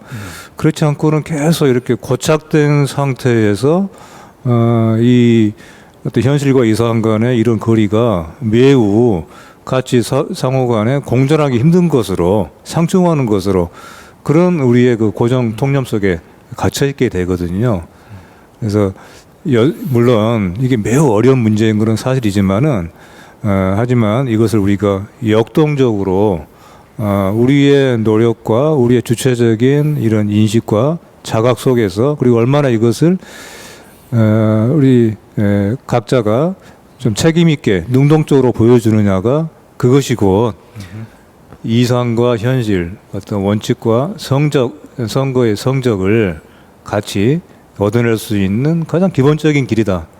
좀 그런 생각이 드네요. 네. 우리 뭐 강동영 교육감님도 그냥 제가 긴 강의를 하시긴 했는데 그래도 마무리 말씀을 필요할 것 짧게 같아요. 할게요. 네. 지금 세상을 바꾸는 민들레 이렇게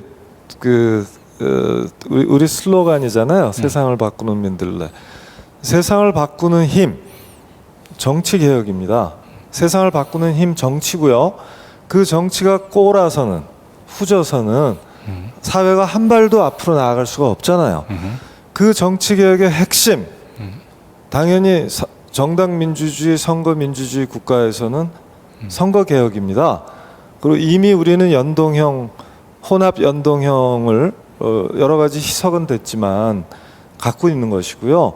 이것을 위성정당 방지법 만들어서 무력화되지 않도록 해야 됩니다.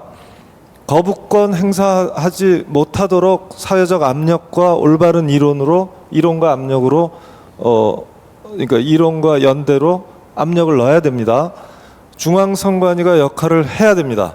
그리고 누구든지 셀프 입법 특권, 우리가 해소시켜야 될 정치개혁으로 극복해야 될 으뜸 의원 특권이 있다면 그것은 거대 양당과 국회의원의 셀프 입법 특권, 자기 대리 특권이다.